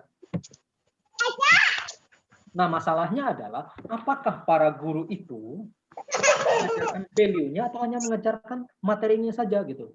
Contoh misalnya belajar aksara Bima gitu misalnya. Ya, belajar aksara Bima. Apakah yang diajarkan cuma aksaranya saja atau juga para guru juga menjelaskan apa makna di balik aksara itu? Ya. Kita mengajarkan tentang tata etika, tapi apakah kita juga mengajarkan tentang bagaimana bertata etika itu gitu. Yang saya kadang-kadang miris itu ya, mohon maaf ya, ini juga refleksi buat saya gitu. Kadang-kadang saya berpikir, kenapa mahasiswa itu susah diatur, siswa itu susah diatur, susah untuk diajarin gitu ya. Kadang-kadang murid ini melawan para gurunya. Saya khawatir jangan-jangan para guru kita itu nggak pernah mendoakan siswanya gitu. Saya khawatir jangan-jangan guru yang mengajarkan kita itu, ya, dosen-dosen kita itu tidak pernah mengajak kita untuk berdoa gitu. Ketika mau memulai pelajaran, mau mulai sekolah dan lain sebagainya. Padahal apapun di dalam kehidupan ini, ketika tidak dilandasi dengan doa dan berserah diri kepada Allah, itu saya kira dia menjadi muspro gitu, atau zero gitu, kosong. Makanya bagi para guru gitu, kalau berdoa, berdoalah juga untuk para siswanya, para guru-gurunya, karena disitulah turun keberkahannya. Teman-teman sekalian, ada yang hilang dari salah satu tradisi kita. Saya tidak tahu ya, apakah di Bima masih ada dulu. Setiap habis sholat maghrib, kita pergi ke guru ngaji, belajar ngaji, dan seterusnya. Apakah masih ada atau tidak? Dulu ketika saya masih SD, SMP itu dia menjadi peran kita sehari-hari. Aktivitas sehari-hari, belajar ngaji ke para guru kita, ya, belajar ngaji dan berusaha entah apapun yang bisa kita pelajari dari para guru-guru kita, teman-teman sekalian. Itu yang ingin saya garis bawahi. Terus yang kedua, yang terakhir, ya sebelum saya ditanggapi yang lain itu, pertanyaan saya gini, bagaimana peran pemerintah gitu? Ini juga direspon juga oleh Bang Amar Ma'ruf ini. Bagaimana tanggapan pemerintah? Teman-teman sekalian, prinsipnya gini, pemerintah akan menjalankan program sesuai dengan apa yang diharapkan oleh pemerintah. Kalau tidak ada move, gerakan dari rakyat, dari masyarakat untuk mengangkat majalah Badahu ini sebagai value di dalam masyarakat, di dalam budaya, di dalam pemerintahan, maka jangan harap pemerintah akan mau menyadari hal itu. Maka kita mulai dari mana? Kita ingatkan para pemerintah kita di daerah, anggota DPR kita, para pimpinan-pimpinan kita di daerah untuk kita punya semboyan majalah Badahu loh. Jangan hanya itu ditempelkan di bahu kita, di dalam seragam kita, tapi itu tidak terimplementasikan dalam kehidupan kita. Nah, bagaimana mengimplementasikan itu? Ayo kita kaji lagi lebih mendalam. Apakah ini sudah bisa kita praktekkan atau tidak? Apa masalahnya? Kenapa kok tidak bisa dipraktekkan dan sebagainya? Saya kira itu yang ingin saya garis bawahi dari pertanyaan dari teman-teman tadi itu. Terima kasih. Baik, terima kasih Aisyah atas kami ingatkan kepada seluruh peserta bahwasanya kami sudah menyediakan absensi untuk kegiatan kita pada hari ini. Silakan teman-teman untuk mengisi absensi itu dan itu menjadi landasan untuk kami berkegiatan ke depan. Baik, masih ada teman-teman yang ingin memberikan tanggapan untuk materi kita pada hari ini sebelum kita selesaikan, karena waktu Bima 18.20 insya Allah. Sekarang masih belum ya? Saya izin bertanya. Silakan bertanya atas nama Munir. Assalamualaikum warahmatullahi wabarakatuh. Waalaikumsalam.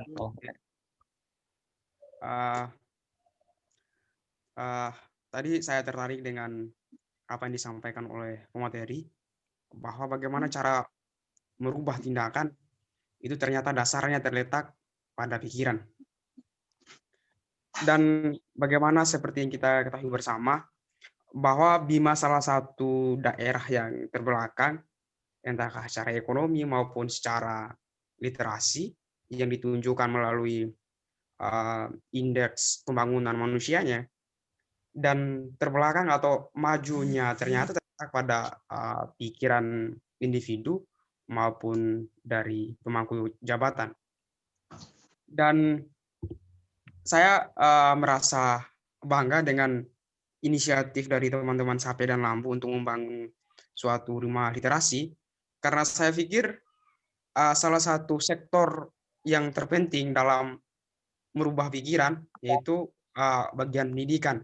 Dan pendidikan saja bukan hanya kita fokus pada sesuatu yang formal saja, melainkan yang non formal seperti yang diinisiasi oleh kawan-kawan Sape dan Lampu.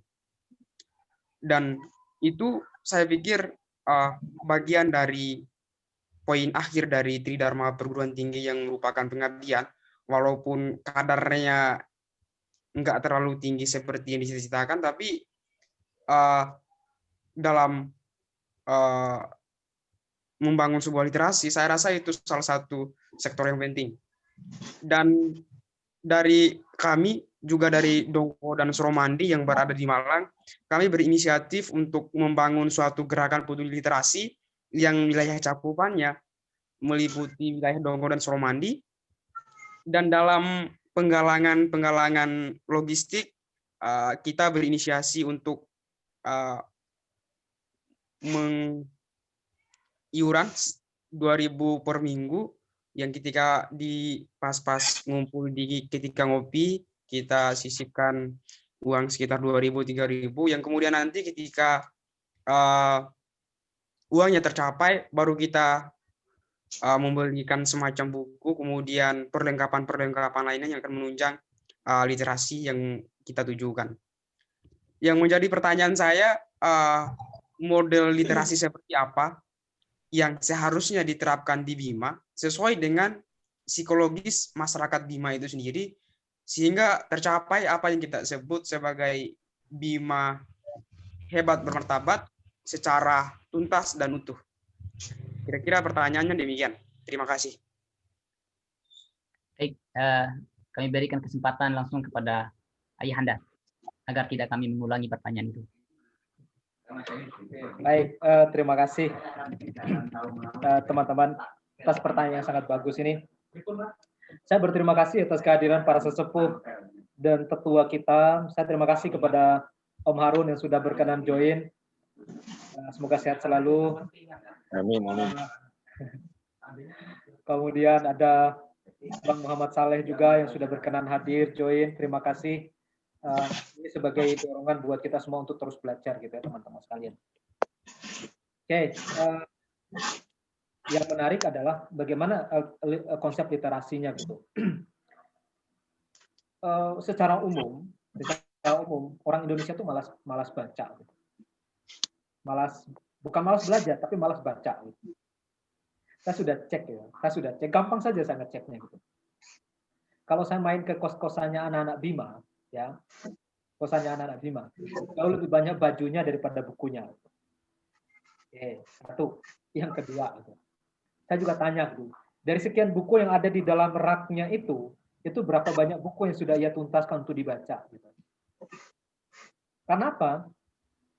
Ada dalam prinsip, dalam value, dalam prinsip yang saya ngomong itu GIGO ya, garbage in, garbage out. Kalau kamu masukkan sampah ke dalam pikiranmu, ke dalam otakmu, maka yang keluar dalam omonganmu juga adalah sampah. Ya, kalau setiap hari kita masukkan ke dalam pikiran itu isinya gosip, ghibah, ngomongin orang, maka yang keluar dalam omongan kita juga adalah isinya ghibah dan gosip. Ya, hati-hati ya. Kadang-kadang kan kita punya kebiasaan tuh di Bima itu. Ya, doho di Deke, Kenggencai, di Umajaga gitu ya. Itu saya heran kok senang sekali gitu. Tiorai Honda terus nuntu ya dominate Honda gitu. Kadang-kadang kalau ada orang naik motor itu bahunya miring sebelah, kemudian kita tertawain. Kok bisa ya orang itu naik motor miring sebelah gitu. Bisa nggak sih kita ngomongin sesuatu yang lebih bermutu gitu. Kadang-kadang saya guyon begitu ya. Artinya apa? Apa yang kita sampaikan itu akan representasinya menjelaskan apa yang ada dalam otak kita, teman-teman sekalian. Oke? Itu yang pertama. Yang kedua, karena kita ini malas baca, maka teknik literasi yang paling bagus untuk kita di masyarakat adalah dengan teknik diskusi, menyampaikan ceramah dan seterusnya. Oleh karena itu, saya benar-benar berharap gitu teman-teman sekalian, teman-teman yang sekolah di sekolah-sekolah Islam, sekolah tinggi agama Islam, please, tolonglah kalau pulang ke Bima itu coba representasikan diri sebagai orang yang belajar agama gitu. Ya. Jadi sebagai agen-agen perubahan agama gitu. Karena apa? Kan kita membawa Islam gitu loh teman-teman sekalian. Membawa Islam. Oke. Kalau kemudian itu yang kedua, yang ketiga, dalam forum-forum diskusi itu gitu ya. Kalau sudah ada mulai gejala untuk gosip, ngomong nuntu Rawido, mulailah dengan teman-teman sekalian sebelum kita nuntu Rawido, mari kita baca Al-Fatihah dulu supaya nuntu Rawido menjadi lebih berkah gitu. Supaya kita mengingatkan bahwa ada yang salah dengan perilaku kita gitu. Yang keempat gitu. Ya, kalau teman-teman mau menggerakkan literasi di daerah gitu ya, tolong mulailah membantu adik-adik kita belajar gitu. Membantu adik-adik kita belajar. Dengan cara apa? Menyediakan bahan bacaan, ya bahan bacaan bagi mereka. Kalau ada kesulitan mencari bahan bacaan, silakan kontak senior-senior kita, guru-guru kita, yang mungkin mereka punya banyak buku tapi tidak sempat dibaca, atau mungkin mereka punya buku yang bermanfaat buat orang lain gitu. Saya pernah itu teman-teman sekalian, kira-kira setahun yang lalu ya, ada di saya kali itu. Saya pernah menawarkan buku-buku di rumah saya itu untuk saya bekasikan ke adik-adik gitu. Sampai hari ini nggak ada yang datang ke rumah ngambil buku itu gitu. Padahal saya punya banyak sekali buku yang mau saya hibahkan, mau saya kasihkan ke orang lain. Karena saya ada banyak buku lain yang kemudian saya punya, yang mau saya kemudian tempatkan di rumah. Tapi saya tunggu sampai hari ini nggak ada yang datang. Ini kan lucu gitu. Ya, oke. Nah, lalu yang ketiga, apa yang bisa kita lakukan teman-teman sekalian? Yang hebat adalah masyarakat Bima sekarang sudah sadar media sosial gitu. Sudah sadar Facebook, sudah sadar Instagram. Gunakanlah Facebook dan Instagram itu untuk bersiar tentang majalah Bodahu, bersiar tentang agama dan seterusnya gitu. Jangan hanya isinya di dalam Facebook itu apa namanya? Ada saya dengar tuh ada istilah itu mencau di Facebook gitu. Ya, cuat tajiangi di Facebook, nunturang itu di Facebook. Saya kira aduh ya Allah, ini kok bisa begini gitu. Kadang-kadang saya gregetan ya, bahasa apa ya? Apa bahasa Bima gregetan itu apa namanya istilahnya? Dalam hati gitu. Ada nggak sih yang lebih bermutu untuk kita sharekan di Facebook gitu?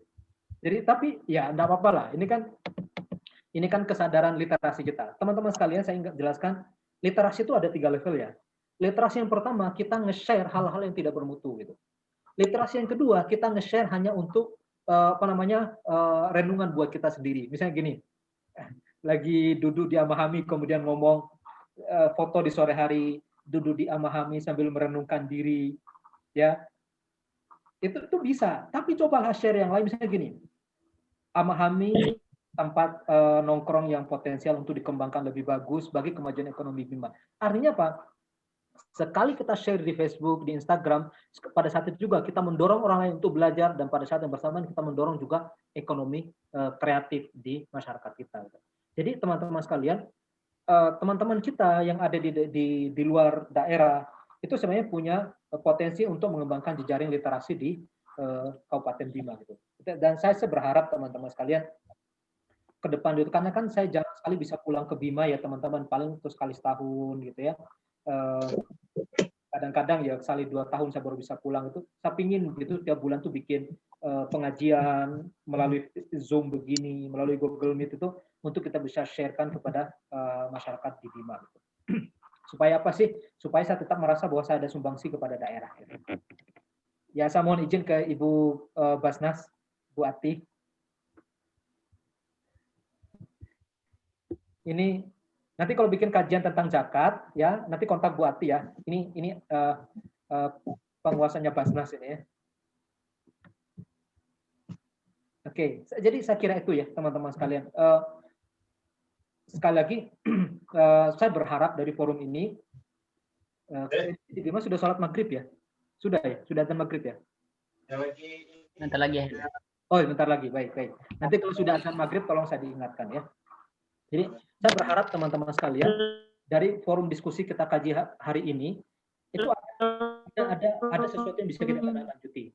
Kelemahannya begini teman-teman. Saya juga pernah jadi mahasiswa seperti teman-teman, gitu ya.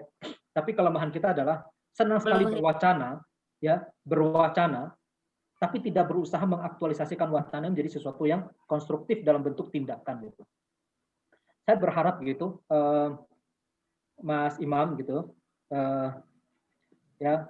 Teman-teman gitu, setelah kegiatan hari ini, ayo kita tulis di surat kabar di Bima itu, dirangkum tulis diskusi kita pada hari ini, kemudian kita suarakan kembali kepada pemerintah Bima, masihkah majalah Bodahu menjadi nilai luhur masyarakat kita?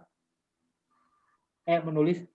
Nanti Mas Imam, kalau ada yang berhasil menulis di media lokal gitu, di daerah gitu, kasih tahu saya, nanti saya kasih pulsa ya. Siapa yang Anda? Itu challenge gitu. Nanti saya kasih pulsa, ya enggak banyak lah, cukup 100.000 saja lah gitu ya, sebagai pemancing saja ya, pulsa data 100.000. Silakan menulis dan kontak saya, dan saya kasih hanya untuk 3 orang pertama ya. Silakan teks nanti buat tulisan, publikasikan di media sosial, di media lokal daerah di Bima, ya. Tapi mengangkat tema pada hari ini, masihkah majalah Bodahu sebagai nilai luhur masyarakat kita gitu. Silakan dituliskan, dan kalau sudah ada difoto, tag saya di Facebook. Yang nge-tag saya di Facebook, saya tunggu dalam waktu 3-4 hari ke depan. Nanti saya kasih pulsa ya, masing-masing 100.000 untuk 3 orang ya. Ya kan saya kadang-kadang gregetan gitu loh. Habis diskusi begini, berbusa-busa kita bicara gitu, tapi kemudian nggak ada action apa-apa gitu. Itu namanya tidak nggahi rawi pahu itu. Hanya nggahi saja tapi pahunya nggak ada gitu. Iya. Nah, kalau ada nggahi rawi pahu, nggahi saja tidak ada pahunya, itu berarti jin gitu. Ada suara tapi nggak ada mukanya gitu. Ya, jadi saya ingin ayo mendorong teman-teman untuk menulis bersama. Dan bagi teman-teman yang sore hari ini join di Zoom ini, saya mengajak teman-teman untuk menulis buku bersama dengan saya gitu. Karena ini proyek saya yang sudah 2 tahun yang lalu tidak sempat diselesaikan karena ada banyak proyek-proyek lain yang harus saya kerjakan. Saya sebentar ingin share apa yang mau ingin saya ajak teman-teman sekalian. Ini adalah proyek saya yang sudah lama sebenarnya teman-teman. Menulis buku bersama. Jadi majalah Bodahu menulis nilai kearifan lokal kehidupan masyarakat Bima. Kalau ada 10 orang yang join di dalam sini, lalu sama-sama menulis satu makalah gitu ya. Gak usah banyak-banyak, cukup 5 halaman saja. Menulis, bebas saja menulisnya tentang bagaimana mengaktualisasikan kembali majalah Bodahu. Saya kira akan menjadi tulisan yang konstruktif sebagai bahan kebijakan bagi pemerintah gitu. Please teman-teman sekalian, saya orang yang tidak suka menyalahkan orang lain ya, termasuk menyalahkan pemerintah gitu. Kenapa? Bukan karena saya anti untuk mengkritik atau anti untuk dikritik, bukan karena itu, tapi kadang-kadang saya berpikir begini. Kenapa? Kan seringkali saya membaca berita dari Bima itu kan misalnya pemerintah tidak peduli dengan masyarakat itu. Saya kira mungkin bukan pemerintahnya tidak peduli, tapi mungkin kita yang kurang menyuarakan kepada pemerintah untuk peduli dengan kita gitu. Jadi makanya dengan cara ini kita akan menghadirkan kembali bagaimana nilai-nilai luhur ini bisa menjadi sesuatu yang prinsipil bagi kehidupan kita. Dan sebagai bocoran teman-teman sekalian, di setiap kali saya ngisi training dimanapun, ya kalau dilihat materi-materinya, sebenarnya yang saya sampaikan itu adalah tentang majalah Bodahu gitu. Ya, sebenarnya adalah majalah Bodahu.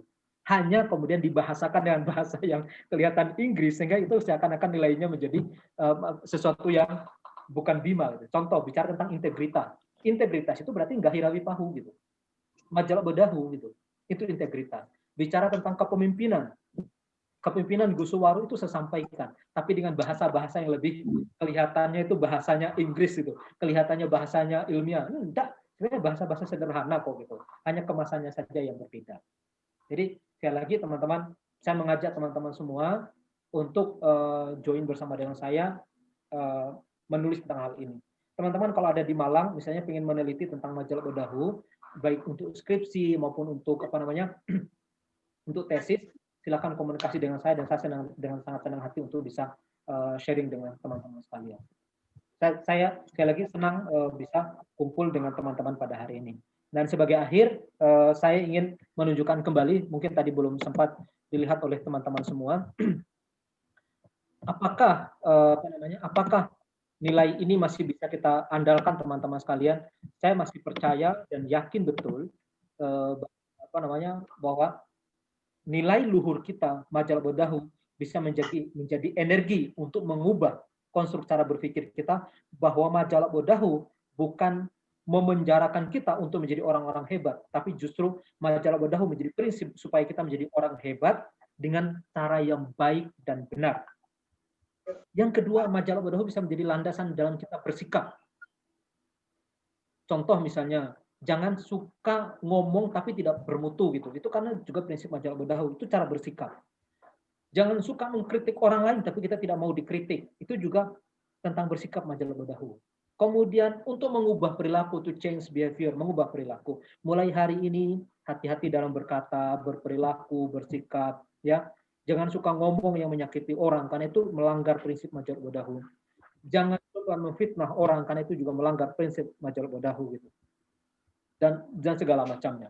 Kemudian untuk mengubah masyarakat kita semua teman-teman sekalian tentu merindukan seperti bagaimana nilai-nilai ini membentuk kita di masa lalu gitu.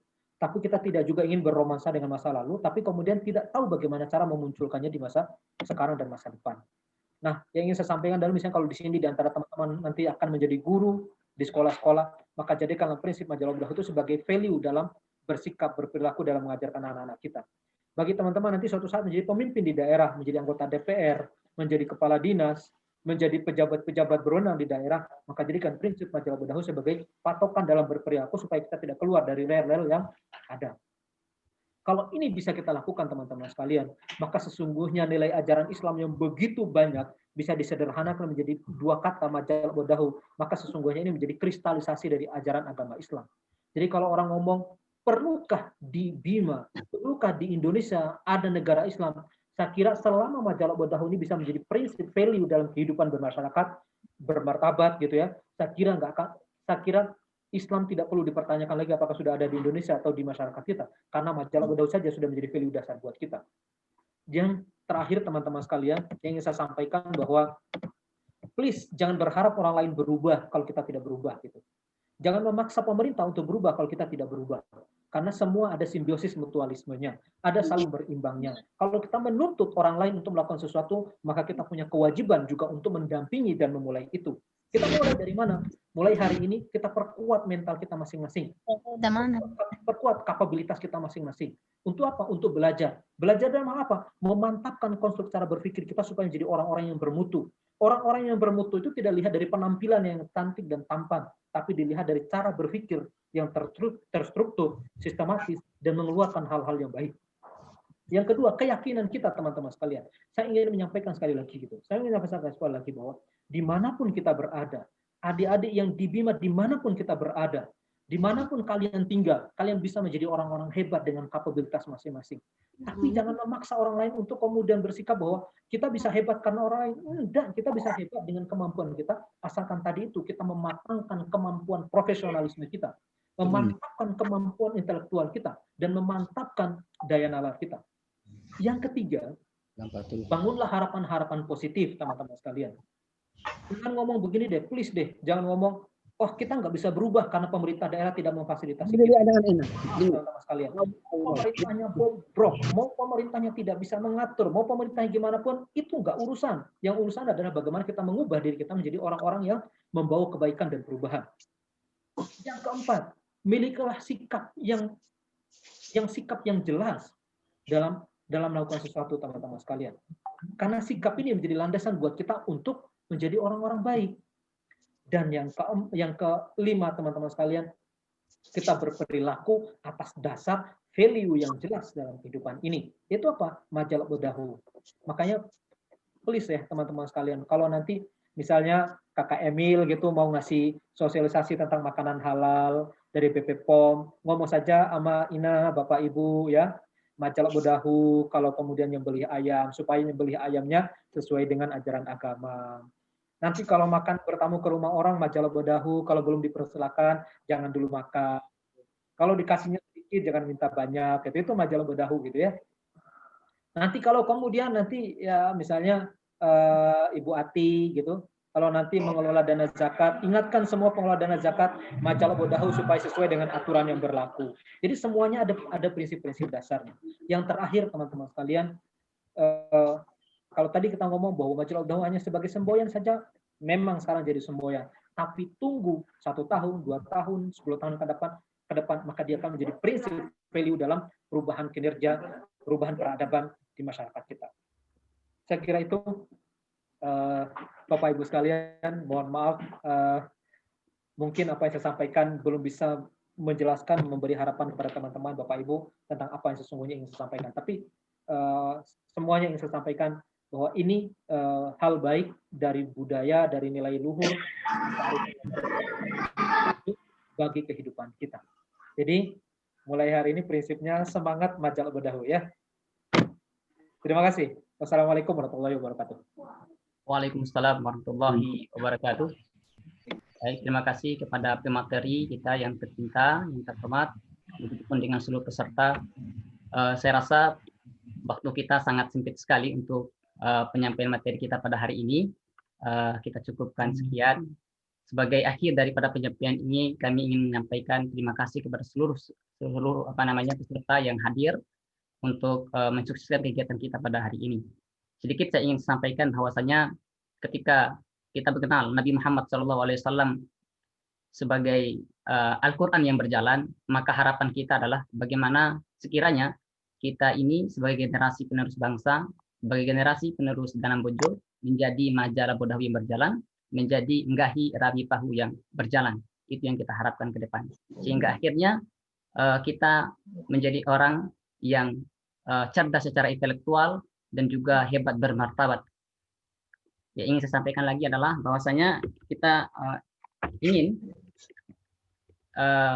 generasi kita ke depan itu mereka memiliki keagungan akhlaknya dan moralitas yang dapat dipertanggungjawabkan dimanapun dan kapanpun. Saya rasa itu yang ingin saya sampaikan pada kesempatan ini. Mudah-mudahan pada pertemuan yang akan datang kita bisa bersua kembali dan memberikan energi yang lebih besar lagi untuk membangun Bima kita tercinta. Walaupun belum sampai kepada tahap implementasi, paling tidak kita sudah mulai berpikir untuk kemajuan ke depannya.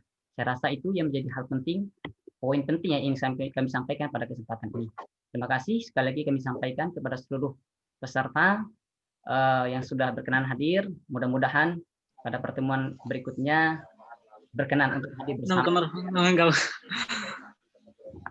Sekali lagi kami mohon kepada seluruh peserta, kami izin untuk mengambil gambar seperti itu sebagai dokumentasi daripada kegiatan kita pada hari ini. Kami mohon untuk dinyalakan videonya seperti itu sebagai dokumentasi. Saya mohon berkenan untuk menyalakan. Kami ambil gambar. 1, 2, oke, 3.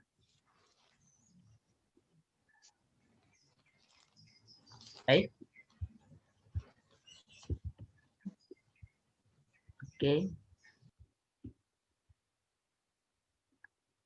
Ya. Baik, terima kasih kepada segenap peserta dan juga ayahanda. Terima kasih atas segala perhatiannya. Kami tutup pertemuan kita pada sore hari ini dengan sama-sama mengucapkan hamdalah alhamdulillahirabbil alamin. Kita tutup dengan doa majelis. Subhanakallahumma wa bihamdika. Asyhadu an la ilaha illa anta astaghfiruka wa atubu ilaik. Assalamualaikum warahmatullahi wabarakatuh. Waalaikumsalam warahmatullahi wabarakatuh. Namun semangatnya untuk yang terakhir kali, semangat yang terakhir kali untuk rumah literasi cerdas ya, cerdas dan martabat ya. Jika diucapkan rumah literasi, jawabannya seperti tadi ya. Baik, saya ulangi. Rumah literasi cerdas bermartabat. Baik, terima kasih teman-teman semuanya. Jangan lupa untuk mengisi absensi nggih. Ya, terima kasih Bapak Ibu, teman-teman semua yang sudah berkenan hadir. Terima kasih sesepuh, Beni Sepuh. Saya lihat di sini ada luar biasa nih, ada Om Abdul Halik, luar biasa. Terima kasih sudah berjoin. Kemudian luar biasanya ternyata banyak sesepuh. Terima kasih Bang Fatoni sudah berkenan join kembali. Bang Saleh, Wati,